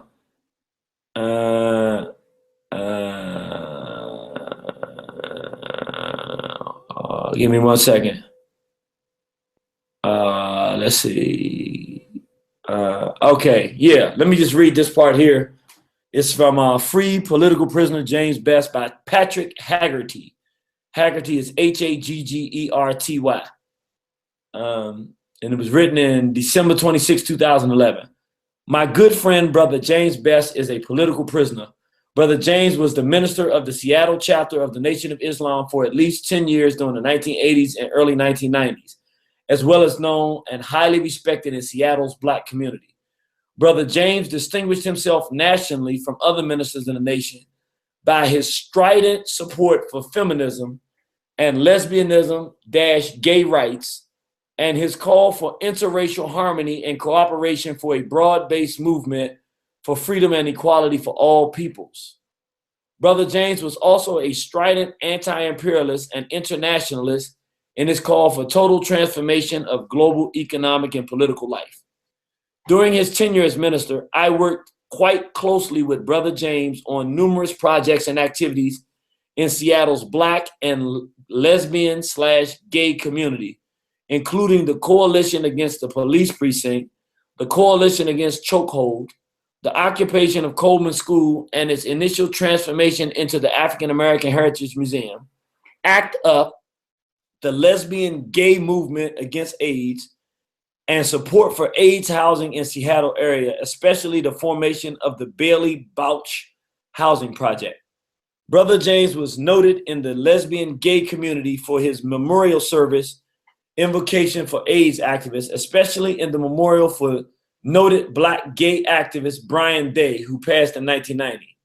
Additionally, I worked very closely with Brother James on 2 election campaigns during this period.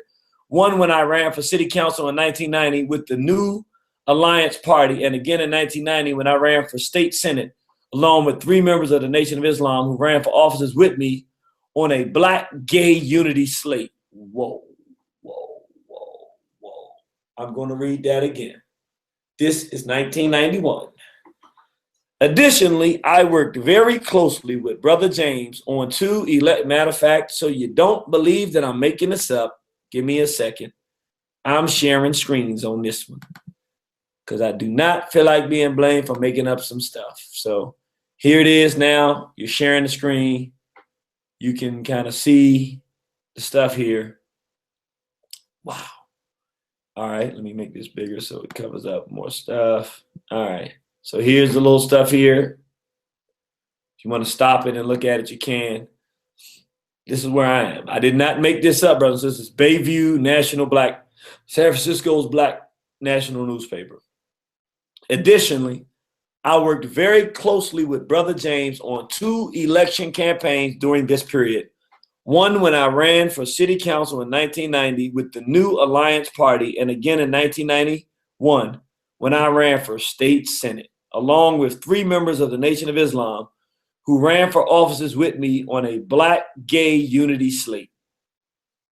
In both campaigns, we garnered from 15 to 18% of the vote, a very significant showing for radical independent candidates.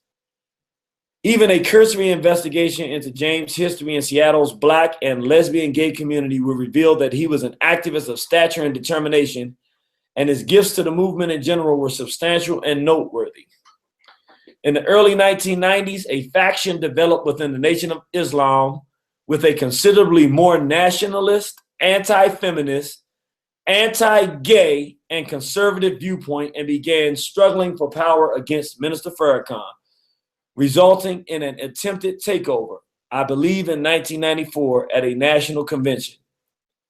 Brother James was a leader of the opposition to the takeover.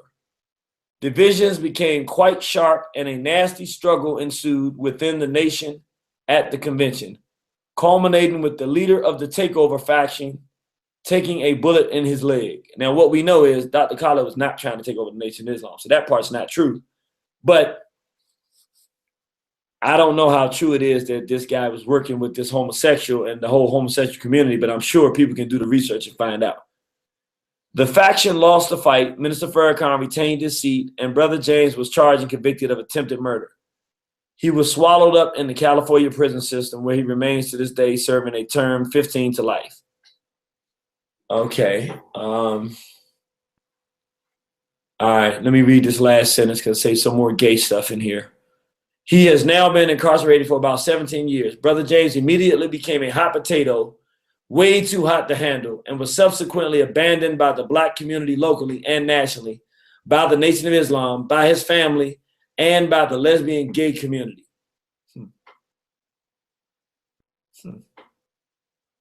Now, does his being shot have anything to do with him, Brother Carlos being shot, have anything to do with him being anti-gay and the nation planning to take a pro-gay position? I have absolutely no way whatsoever to make any assessment of anything like that. However, I think that's a very interesting article. Anybody that's a researcher that wants to do more research, do the research for us. I'm not going to do any more research into it, but if you find some of interest, let us know. I would definitely be interested in hearing what you find out. Let me go to my next call. I did 8731, I think. Thanks. Straight Black Pride. Appreciate it. My brother in Beamer will always dropping the science and dropping the knowledge. Let me go to 2 last calls. We going to anonymous call. Praise Nat Turner. Glory to God. Long live the spirit of Dr. Khalid Abdul Muhammad. 0893. Praise Nat Turner. Glory to God. Long live the spirit of Dr. Khalid Abdul Muhammad. Praise Nat Turner. Oh, I'm sorry. Go ahead, my brother. Long live the spirit of Dr. Khalid Abdul Muhammad. What's going on, brother G? This is Kevin from South Carolina. All right, this is who? Kevin. Hey, brother, how you doing? Yes, sir. How you doing, brother? Yeah, I'm good, brother. I'm just listening, man. It's a good program, man. I really don't have much to say. I just wanted to appreciate y'all, congratulate you and Captain Zaryoff and the rest of everybody, man, for speaking out against weak man bottom. And these little fags, man, come up against you, man.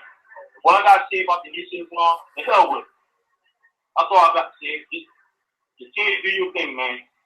Because people, they're gonna get backlash. Let them do what they do, and you do what you do. That'll work. That's all I got to say. Appreciate it, my brother. Look, you keep doing that good work down there in South Carolina. We watching you, man. We appreciate you, brother. All right? All right, man. Appreciate it, man. All right. Straight Black Pride. Black Pride, Black Power. Yeah. All right. We're going to figure out one way or the other. I don't know when it's going to be, but we're going to make our way down to South Carolina, man. I got to get back down there. We got so many good brothers and sisters down there. want to make our way down there and meet with the brothers and sisters and get down there and get on the ground and talk to them and do a lecture or some building or whatever the case may be we can do down there. But they fighting. They might ain't looking for no lectures right now. They in the community building and working and doing some positive things. So we appreciate them for that. And we really respect that. And with that said, brothers and sisters, it's 10:02. Want to thank you for tuning in. It's been a wonderful night. Not really talked about what we intended to talk about, but the conversation just kind of went the direction it went. And hey, you know what? It went the what direction it was supposed to go. So we want everybody to remember July 24th. We're going to have a big event in New York. It's going to be Captain Tazariak and ISUPK, Straight Black Pride Movement, Irritated Genie. Straight Black Pride is going to be in the house thick. ISUPK is going to be in there thick. We also going to have, that's going to be in there heavy. We also having Brother Poppy's going to be there, Brother Ronald Savage. We know Red and Blue Pill going to be there. Brother King Simon, Sonetta Studios. It's just going to be off the chain, man. It's going to be a serious event that you do not want to miss. We're making moves. We're pushing towards getting rid of pedophilia and saving our children. We're not there, but for the young people who are going through this and suffering through this, know that there are men out here and women who love you. We know what you're going through, and we're doing all we can to work as fast as we can to save you from that demonism you're dealing with. Don't break, don't fold. Hang on. We're going to fight through this, and we're going to put our race back together. With that said, thank you for tuning in, brothers and sisters. We love you. We know sometimes we talk about things that may be difficult or hard to contend with, but like we always say, hey, we didn't come here to make no friends. We came here to save our race. We love you, and we'll see you on the battlefield.